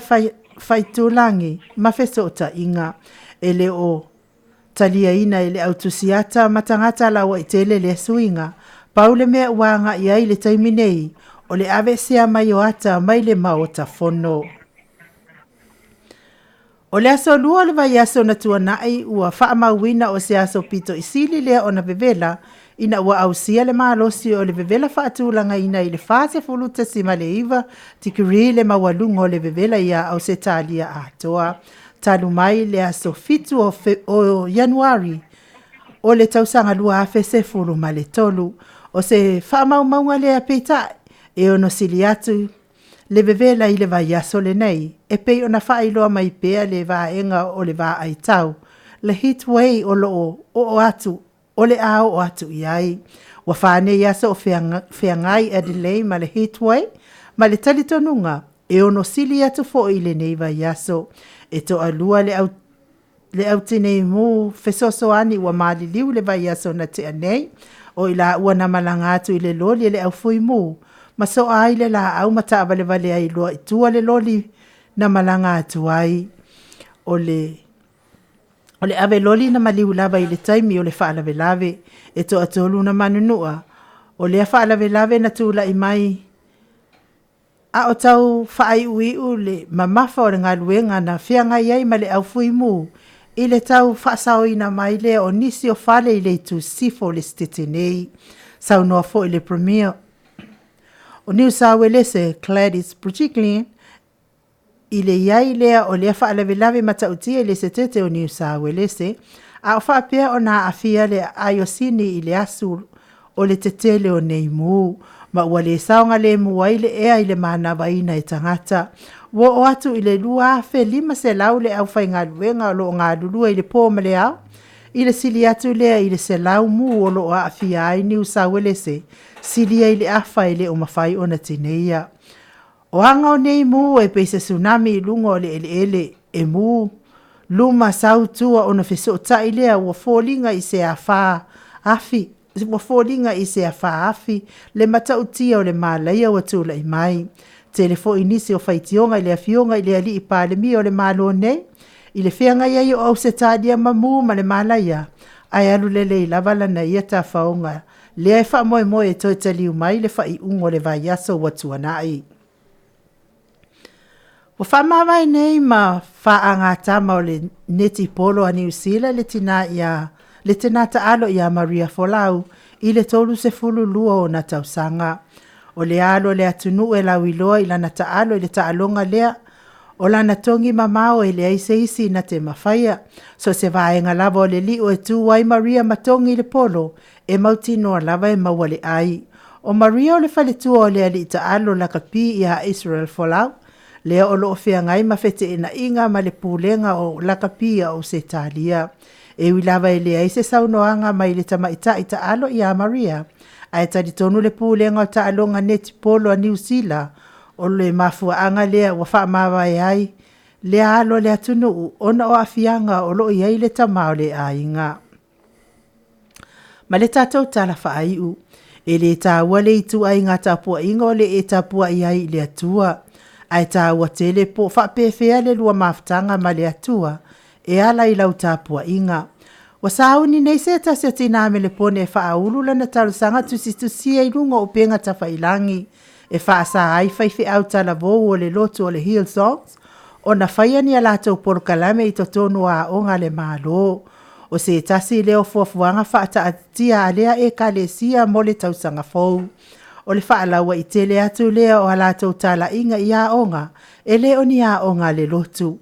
O le tina lea mai me le poni a Fiona. E la vea i le whaipoiponga tutusa. Na ia sau noa mai. O le lotu lea le Hillsong, na te e le whaipoiponga tutusa. Talu o na tau whaaofi mai tu la whono i tutonu au se tālia. Na ia sau noa, e le mana o ilana tamai aluatu i le aonga. A o iai, ia tu a inga o tala, o iai tala inga nei. E whaalua whesasi e fua mawhau o tamaiti. Tala nā, o mwhai ana wha maupopoina walau whaafonga mai Samoa. Saunia matapena ina ai o ainu iringa noa li tia sawa inaia. Atanoa? Ya, mung mai tātou talafou? Ya, malo lewa maua ni atu moli at foi fa malo ya anu ya mol sa mi foi tātou talafou ya mai Australia ya wa foi le stile fia. Ele malo tātou no ele ngata Samoa nei ya o ke lava le vai ngole lalo langi o e MAIMOA ya i le tātou POLOKALAME nei o le Maota o Samoa. Ya fa malo le foi FIAFIA. Ya, malo sa no atanoa fa tai tele lava mo tātou talafou foi fa penana mo mai. Ale anganga lava i le nei wa 2 minuti o te aile tu lai valu tōna sini au se talia nei. Leo tātou latat foi tu langa foi i whamoina o tātou POLOKALAME wa pori whaafunga anga o maro rea tunu. Ia, whamalu foi sa tilei tātou POLOKALAME ana nei i ono tu langa foi peo ana iai, ia o iai lava ia lo sau lava le insingia e tau whatu langa ia le lato masini. Ia, mai maupe ana whapeo o tātou masini, whape nevo umantango i foi a aole. O le ton mai pea ia rangon masinga el palang e tate musu sauna loti ne te wa pase fius ia le mfain whaafonga mai le maro le tunu. Ia tatou si etu i tatou talafou peo nea na e ta watu langa lea. O se tu langa lea le nei wa kiwa e tatou Michela por mea e whapenana fe momowai atanoa. O le tulanga o le Michela o le mea le o lo mai tauina. O lo ua pa ua mawala loa nga i lalo hoi le ia leo fa ingo tangata fo ie mawale Michela ma avantu il fale mai ma vai le fo mai ia pena ia i le tātou li poti ana nei le ua pa ua mai le tolu se fulu le ua tolu se fulu iwa ia tangata na a watu fo i le tonu i le lusu fai tula ua ma vai wa si le fie fo i tole a fo i le fai numera le la sa fai mei lungo le lua se lau tangata i le aso la kusili tu lunga male dua se na tana tele so ia le temila le ui ia le upa u ma lia mai ai la le ui wa le tosu lima ia ia tanga kai le so o lo na winga ia fa fetai o le ua mai tawina ia pe fo na sound no i multalo se temi o mai plane ia o le lava ia wa va ia vo ilele le tawata to le ia ona le lava wa pe wa mai tawina wa ia no manu ia fo ia fufuanga le o lo ia i mafata tia le matanga bengo le so fu ma lo ina ia fo mai ia matama kai tau si mai ia mai la to o lo nga lu i le tau fo ia no le nei fa fita uli ma le lava o pe o numera ia lua na va ia mo i lava la o le opa u ia numera ia ia ale e te ia e vai atu le lava o lo me ile teisia i lunga fo ile le ia tātou numera le na matu tātou te fau fitu se furuiva i la tau ua maliliu ia sa tasi lua aso ele ia i se maliu ia le uto e mau le maliu le la o fitu se furuiva ia o lona winga ia o le vinga le malwhaftai le tua you know wa tau mai tau ina foi lele wale ngate ina pa ule numero tangata o lo mo ile aso me aso ile misela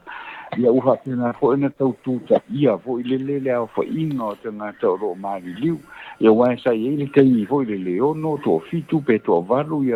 ia te mete mali liu de aso ia lea te ona iai le sa misi mai le talatu ana nafi ia le sa iai le to tasi le na maua mai le aso ana nafi ia le wo ai le fitus fuiva wa sa fitus se fulu valu ia ona ngai mai role lunga le fa a fitus se fuluiva ia talo sia ia le lo fole tua ia fa pena na pui malu pea ia le to tele wa le pe ona maua mai se fulu ima i la to vo ile la iti ia vaenga la iti ia o lo tao fia pea ile falma o lo tao fia pea o lo tina ina ile falma ia tatu talo tia ia fa pena io na foi na lo famia e la to lo ia tato le fa mai le tono tato no ia maror sa no tano tono le tato vo se tato pese ia o se pese fa pitoa lava moli atoia lo fa anga mo tato e uma nga fatia ba a faina na yo lato walum fa na o tato misela ia la va tu tato pese to vai tato POLOKALAME nei time tato pese ia o te pese e uma nga fatia ba a faina na yo lato Lua soma 5 minuti ua te ai nei le itu la e malu.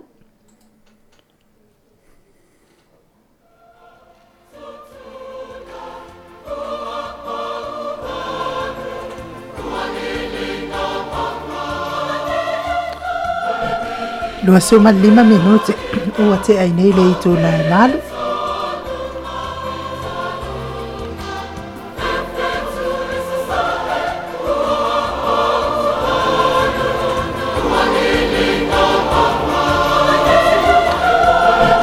Lua soma 5 minuti ua te ai nei le itu la e malu.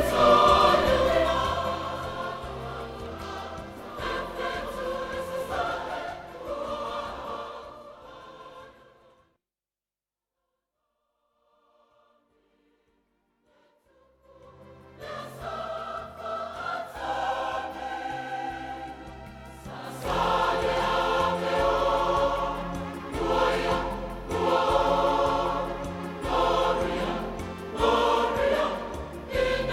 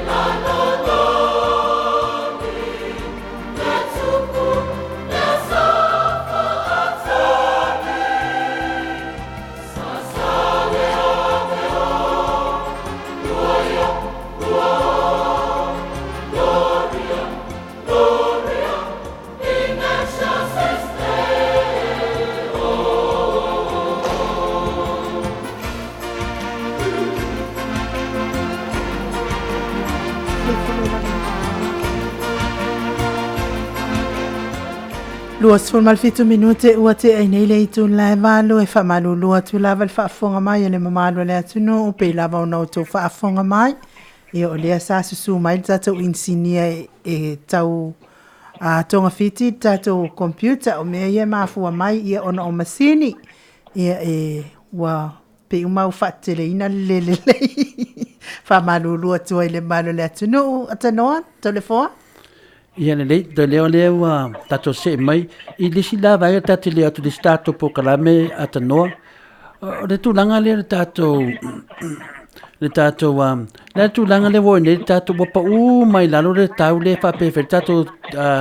le TikTok TV Samoa la sa o tulanga le atanoa Ito sa uno me lava to le po fa mon. Per tulanga le fa no foi tato tala fo pe o ave fa sia o tele o tato televise o no le tong ta tele o le TikTok TV le ale sunga ya fa ma la tulanga lo ya o me o sero e po me o fai te tele le misa le. No fa fai ole leches lava le la loa. Ole vai nga hoi le ua mali nei. Wa mali le pulengo le Samoa Digital TV ia ma pulengo televise le o lo ia le temi nei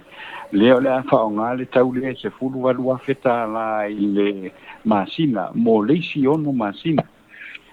se fulu wa lua feta la mo le ile masina mo le si ono masina ia ona o le mele sa finangalo ia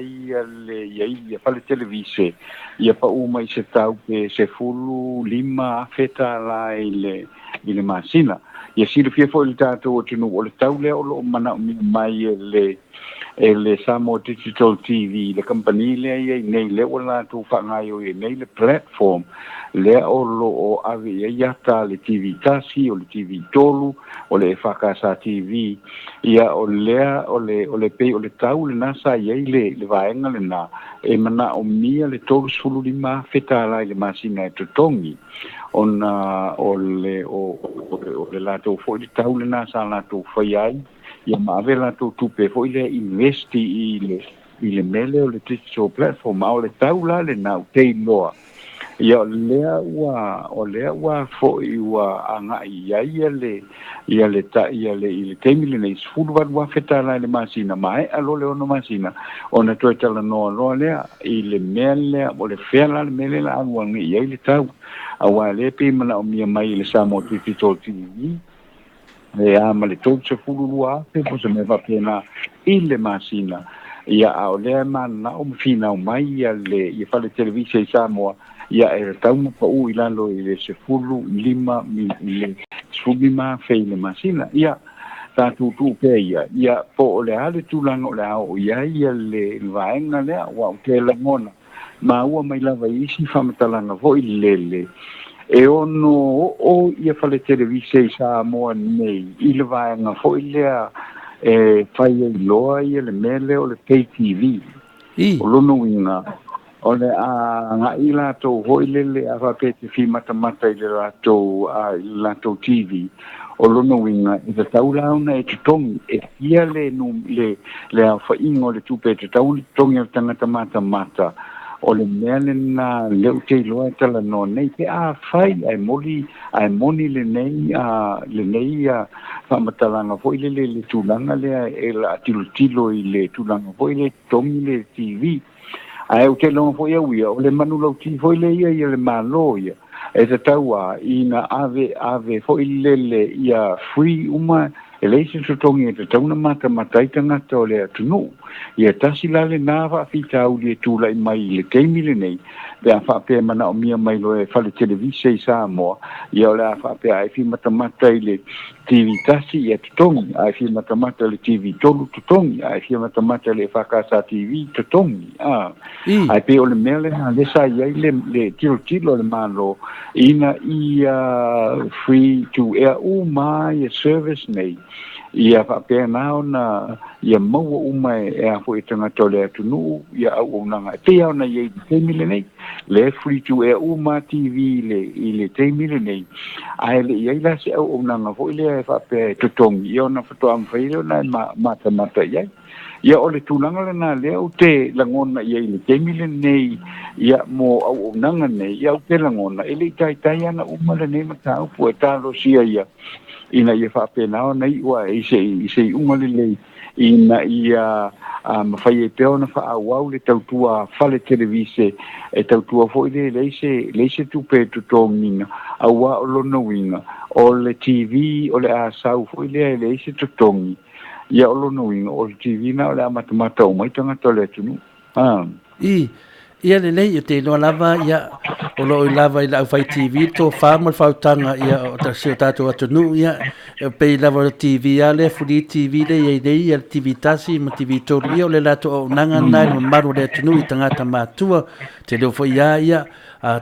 tarsia ia taulu ia tu lai mai ia fa wau per tato TV lea e fudi ia e un sai toni se tupe i le sunga ia entru wa fa pena lava fa ngal mewa la lo foi nei tamali e sifi atu tato i lunga sisi wafu fou ia terminei ia to ia le ia lo fangia le tua ia alu nei fa mo ia mo se tali le mo tato watu nu le ta se atu la sunga ta no profio foi ata no tu langa le tu langa le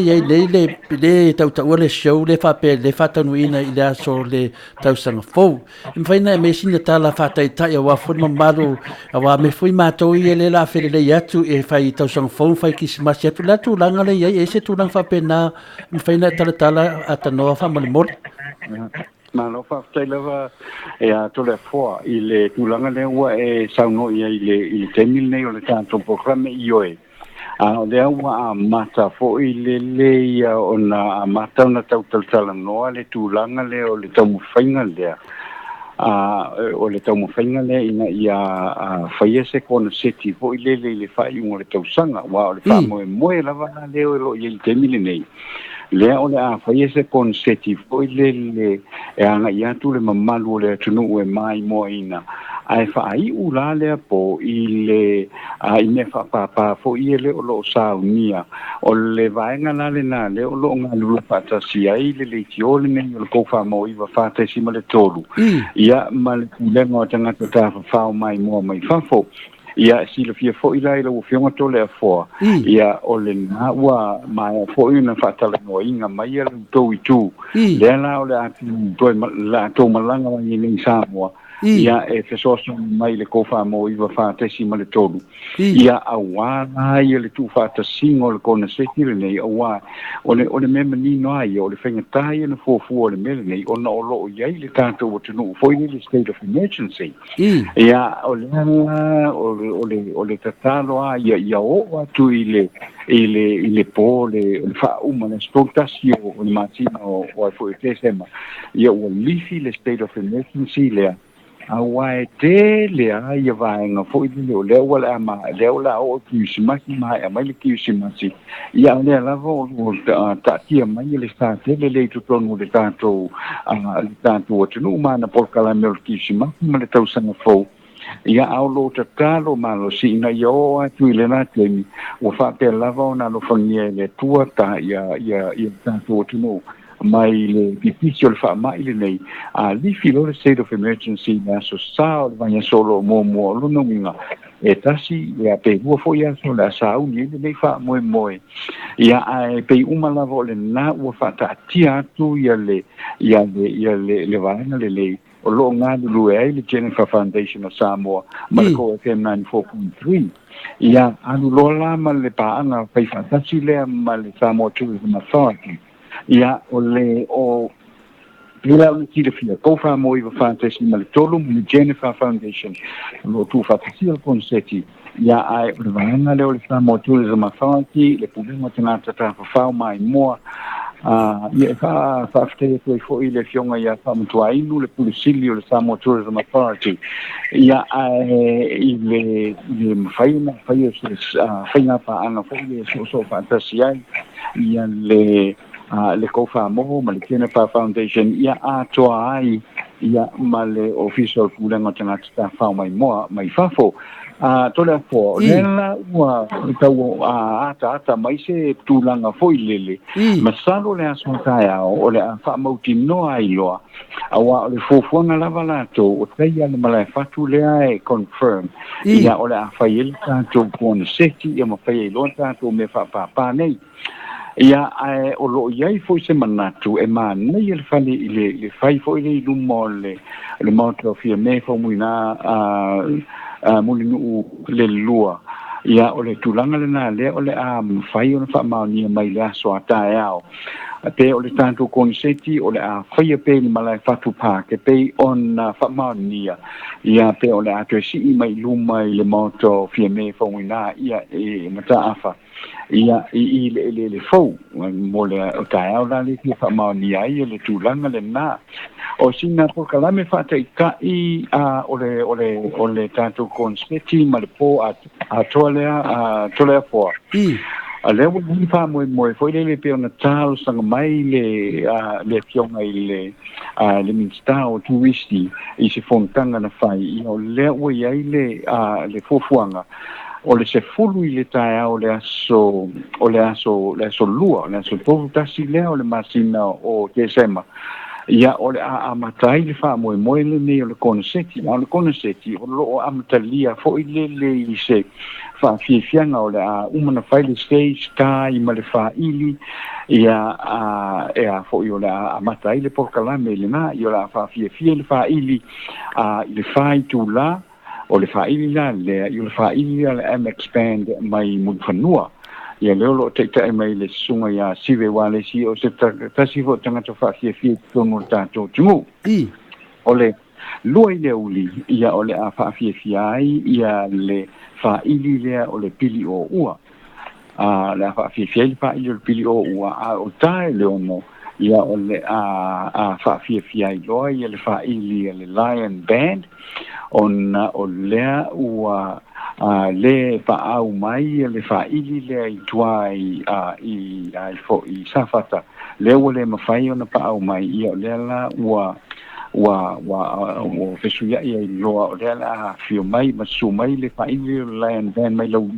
o ina tona o le atata na vai ono i le tiaki ia tau le afo le se fulu kua i le po o le teimi na o le fiafi le tau le ono ia o le afai losi na sauni ngā lotu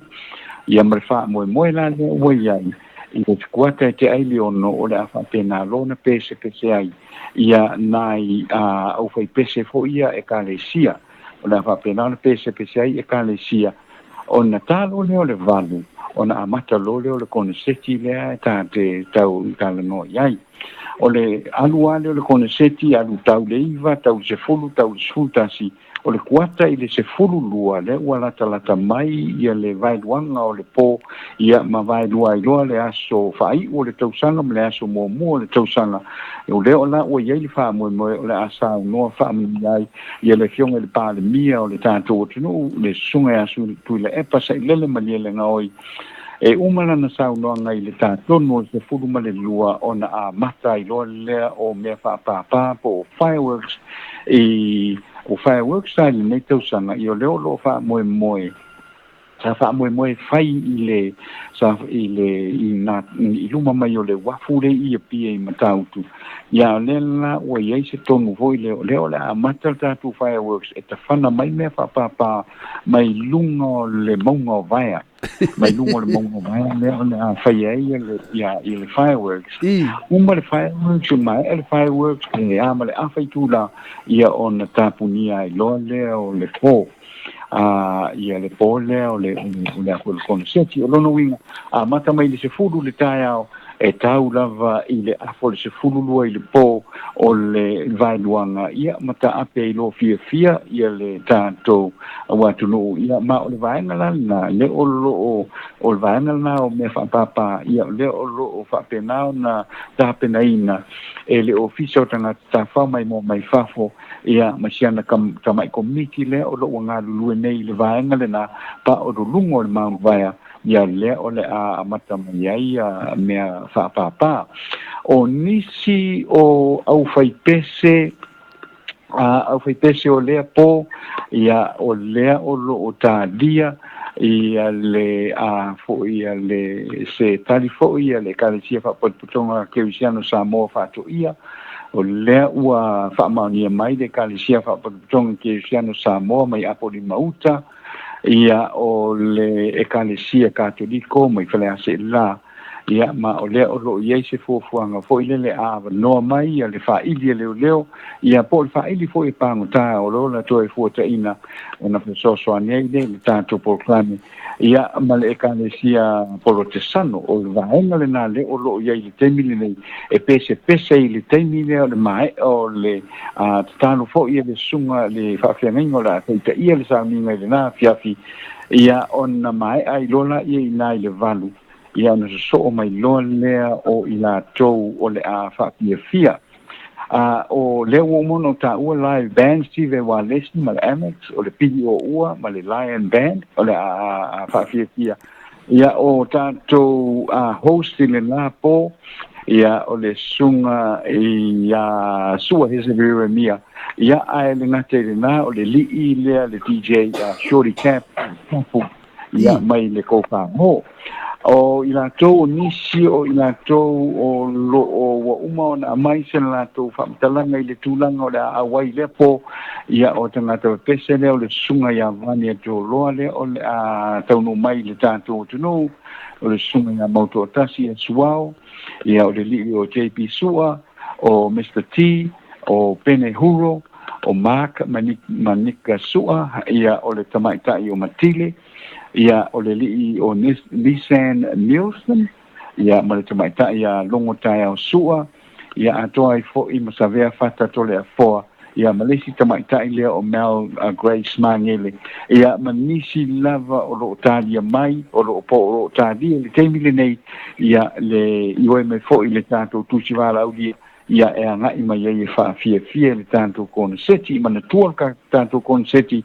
a mata i le valu ia o lo iai le wha moe whai uina i le peto e lua se fulu i le se fulu lua o na sauno lo leo le fionga li pa le mia a o le ia nga ia tu loa i le whainga o tātou fireworks i le pōlea ia o nisi nā o nai fuafuanga o lo iai le teimile nei ia ua fo ia le wha moe o nai le titi ale teimi fo ile o lo tāpe nei nai le tātou wha moe ia e tātou whamoe pei le lofa mlanga le leo le atua i o le a whaatau nuina uma tātou whamoe o na olo iai fo i le manatu au tū lava fo i le whato a mae atu i le tele o whanoa noanga o le tātou o tunu noa tanga o le misela ia a o lea a open te tatala le state of emergency lea i o se tasi leo awa noe ma whai o nā ngai uma mai ai a inga ia o e masani a ngata foi lea ia o ilato umala mo le amalanga mai fafo e fai ki isi masi ma fai tausanga fo fatasi le tātou tunu ia e angai mai ai tātou moni mawina ia le wha moe le nei tu fantasia le kou wha mo iwa wha tesi ma le tolu ma le Jennifer Foundation of Samoa ia atua i ma le pulenga o tangata tā whao mai mo mai fafo e le tu fantasinga o le kona seti ia atua i fo ila ma le whaapapa ino me whaapapa e le po o le wha uma leo la whaatonu una le so mua tōtasi o te sema lua afe se fulu ma le iwa ia mana tua e paua nao le meo la atau o le malai fatua ia o lea ua umana i o ina le mangai fatu ia o loo iai le wha moe manai o le o mai le wha moe i ruma pale o le malo ia o le ngā o le a maua o mai ia le mamalu o le atunu o mai i whai o nā whio mai ai matala mai au ia e mai moi mana tua po o le tātou konfensi lea ma le waingo o a fo i o me whapapa e matuale ai a mastongi e te whio mai lava oe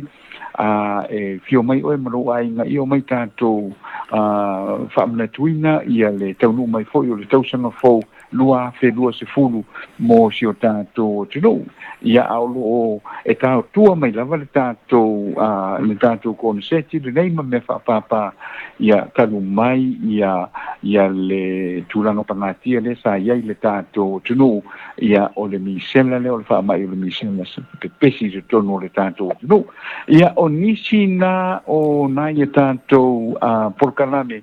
ia o nisi foi na o nai me o umana ta pena ia i mole nei temi ia wa foi e rai titianga i tangata foi le o lo tau wha mao nia mai ia lo latu a oi mai i le tātou POLOKALAME ia ai o le tūranga ia le o te lea le vaenga le tātou POLOKALAME o mai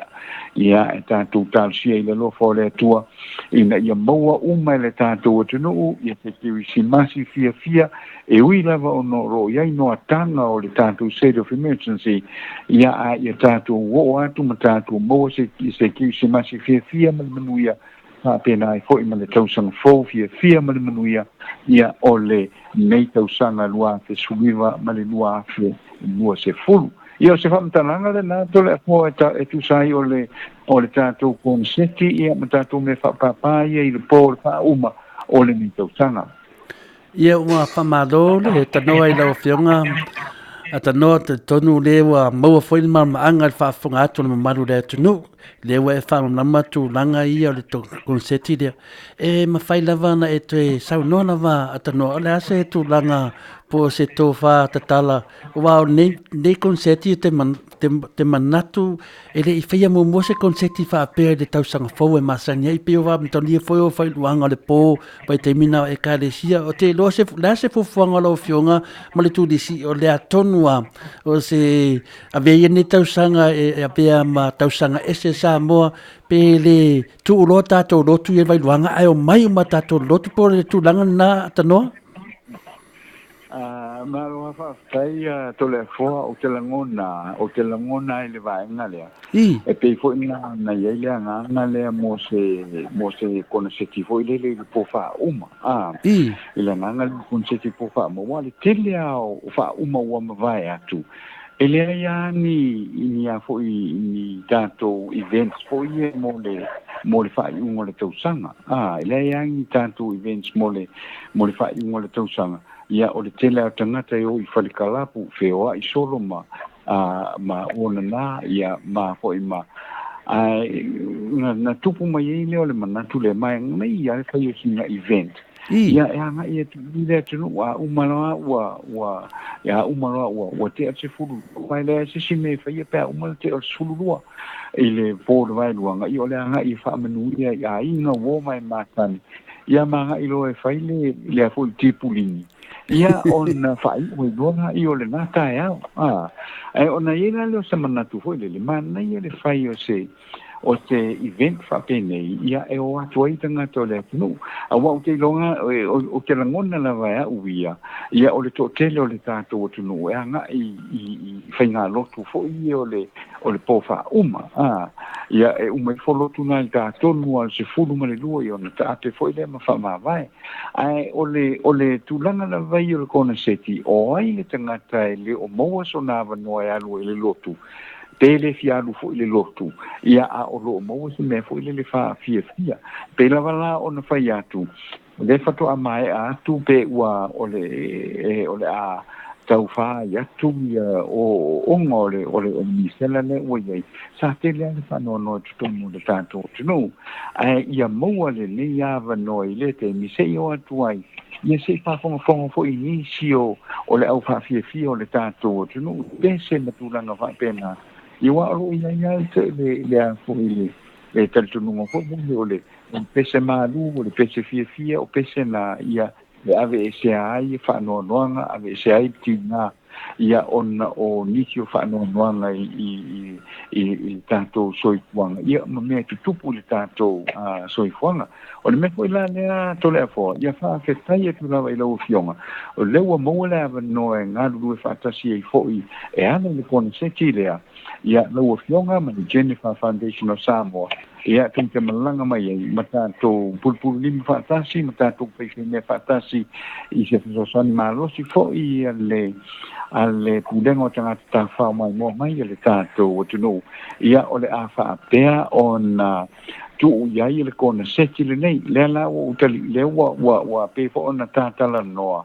ia o le kona seti le nei o fea lava le vaenga o lalangi pe fo ia o le teimi le nei o le afa pea ona mai mo mai le tato o tunu i lungo le YouTube ia le kona sesi nei mai mo mai le io a fo ia tu langa o le a tutupu a fa fie fianga o le a faia ile e tanto kona sesi le nei io a ma fai ona e mai mo mai ia i lunga o le YouTube ia o le a fa pena foi ona tu i lunga o le televisia le katoliko i nei Samoa ia ma o lo tau mo fai nei nisi o feso ta inga ia mafale televise ia po le ale tulaga o lo latou finagalo i le mafai po le mafai ona fa'asalalauina ai o le tatou konaseti ia ua le mele o lo'o iai ia o lo'o taumafai e tulaga ia ae o lo'o tuai ale tali ia ae ui lava ia e ui ai lea ia e le afaina lona tulaga o lea hoi o lo'o iai isi auana mafai ona fa'alautele atu ai le tatou fa'amoemoe lenei ia pe ona mai fo'i le fesoasoani le televisia katoliko i nei Samoa ia le afapena ona tatou galulue fo'i ma sia fo'i fale televise ia ua lava le tatou polokame lenei o le konaseti o le fa'afeiloa ia tuai i le tausaga e lua afe lua sefulu e pei ona tatou o'o atu ia i le masina fou ia o sina fa'amatalaga lenā to le afoa o le atele fo'i nisi fa'amatalaga auā fo'i o lea latou afio mai ma tala mai ao ia ona fa'alu ai lea o le tatou polokame lea o le Maota Samoa o le afaia lea i luga o le kou fa'amoina fatesi ma le tolu i le po le asosā o lo'o muamua ia o lo'o lumana'i ai fo'i ia le o'o mai o le tausaga fou i lenei tausaga e se fa'amatalaga lenā to le afoa tusai fo'i ma lau fa'afasili lenei tulā o le afiafi ia te loa lea ua malamlama le tatou atunuu ia te loa foi lea vai aso e toe fa'amatalatili le uiga o lenei konseti e mamoli atu le agaga fiafia ma le agaga fa'afetai ia mai se lava le fa'afetai tele lava i le atua ia ua ana maia foi le tatou pokalame i sini au se talia nei le fioga le tausala ma loni tagata vaivai ua ana maia mai e lau afioga atanoa ma le kakoukou FM i au pokalame e mese foi le tatou turisi ia o le auaunaga lava mo Samoa atoa ia o nei mea uma lava ia talitonu ia tatou loto tele tatou feloa'i lea vai aso pe alofagia le atua le matou malaga atu le matou to'atolu le suga ia maiki ia ma le fioga le tausala i le ganoa ia ma loni tagata vaivai no fai lea nisi o tatou tala o lisi itu ia o fato'ia e le faletonu ia le fakasai fato'ia le matou te fesoota'i pea ma le ekalesia lea atanoa i vinga foi e kalesia tele lova tulaga e fia tatanoa iai ona tatou taimi ae momoli atu le fa'amaniaga le atua fa'afetai le tofamau fa'afetai le alofa le atunuu talitonu foi e tele lava tala lelei i lenei fa'amoemoe auā amalanama foi le atunuu e te'i aua e silasila mai atanoa ua lele atu sini australia e auai le fa'amoemoe ia atu atu niai taimi e te whapena ona e whamawai mai fo i tātou pokalame me fo i wompa anga tātou kou FM ina tu atu leo le manoa le fionga le tausala mo whamoina tātou pokalame nei po. Ma lo whaftai a to le fo ia whaftai la vai rau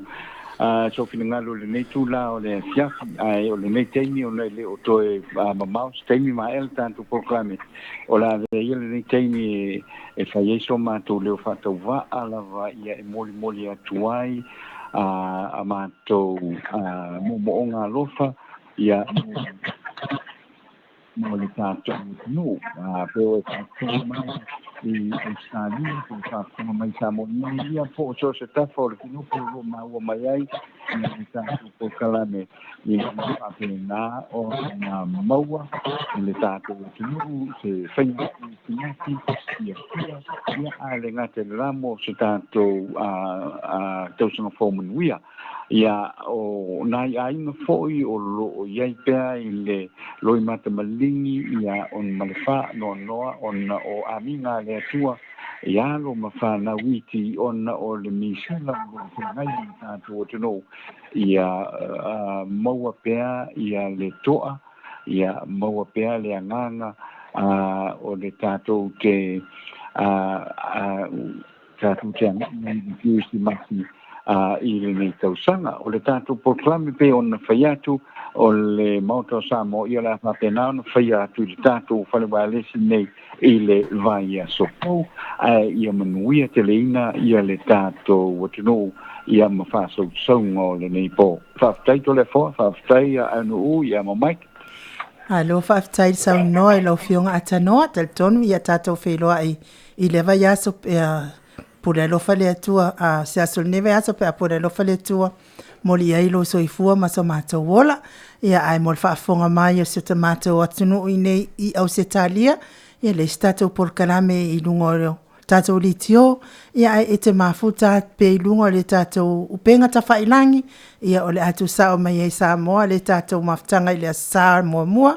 ia ma le aso pole whauma ia e amata I le itu lai ono I Samoa le AFIAFI I lunga upenga te whailangi ia pe a e fia mafuta atuai te fia fo I me o lo tupu I Samoa ia ai meise le live le fai mai Samoa mo le wha I wina o le tausanga fau ai mo nei taimi atanoa ia matou te wha mawai atu ia manuia fo I whai ngā malolonga nei po I lau fionga whapea fo I sio tātou atunu I Samoa ia ai meise o le matou fo I nofo atu I sini nei meise o lunga upenga te whailangi whai fo I wale tau lau whaafonga mai le Maota Samoa VIVIIGA le atua ia la fo ia inu ele ai nā ia ai manuia le kirisimasi ma le tausanga fau mai la fionga I tapa au whaasina malo o nei tangata so I fua ia Samoa lo watu no pele.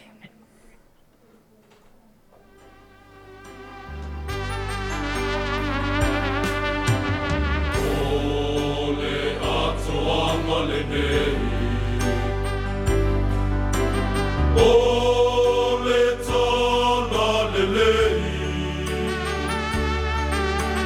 Ta fola ina mai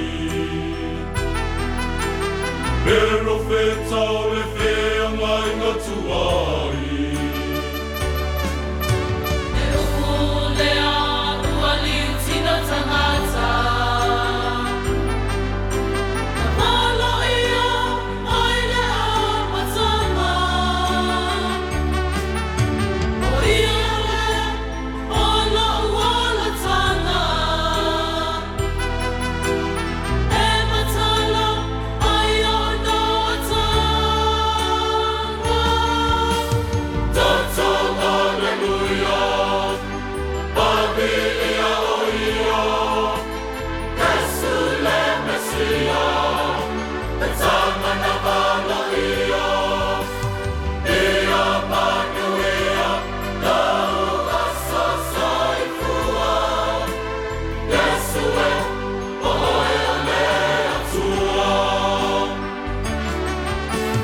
Tata Alleluia Babi ia o ia Yesu le Mesia E tama na mana ia Ia manuia Tau asa saifua Yesu e oe o le atua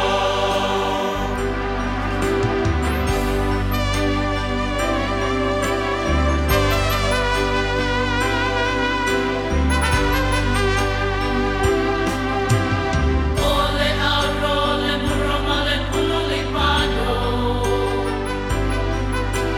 E alma koi ua whaalono Ia Yesu I le whale pomi tutulo Anilo ai o ia lama o le tupu Amore asau mea alofa La la la la la la Osau mia mono whaaona Ai wana o se pese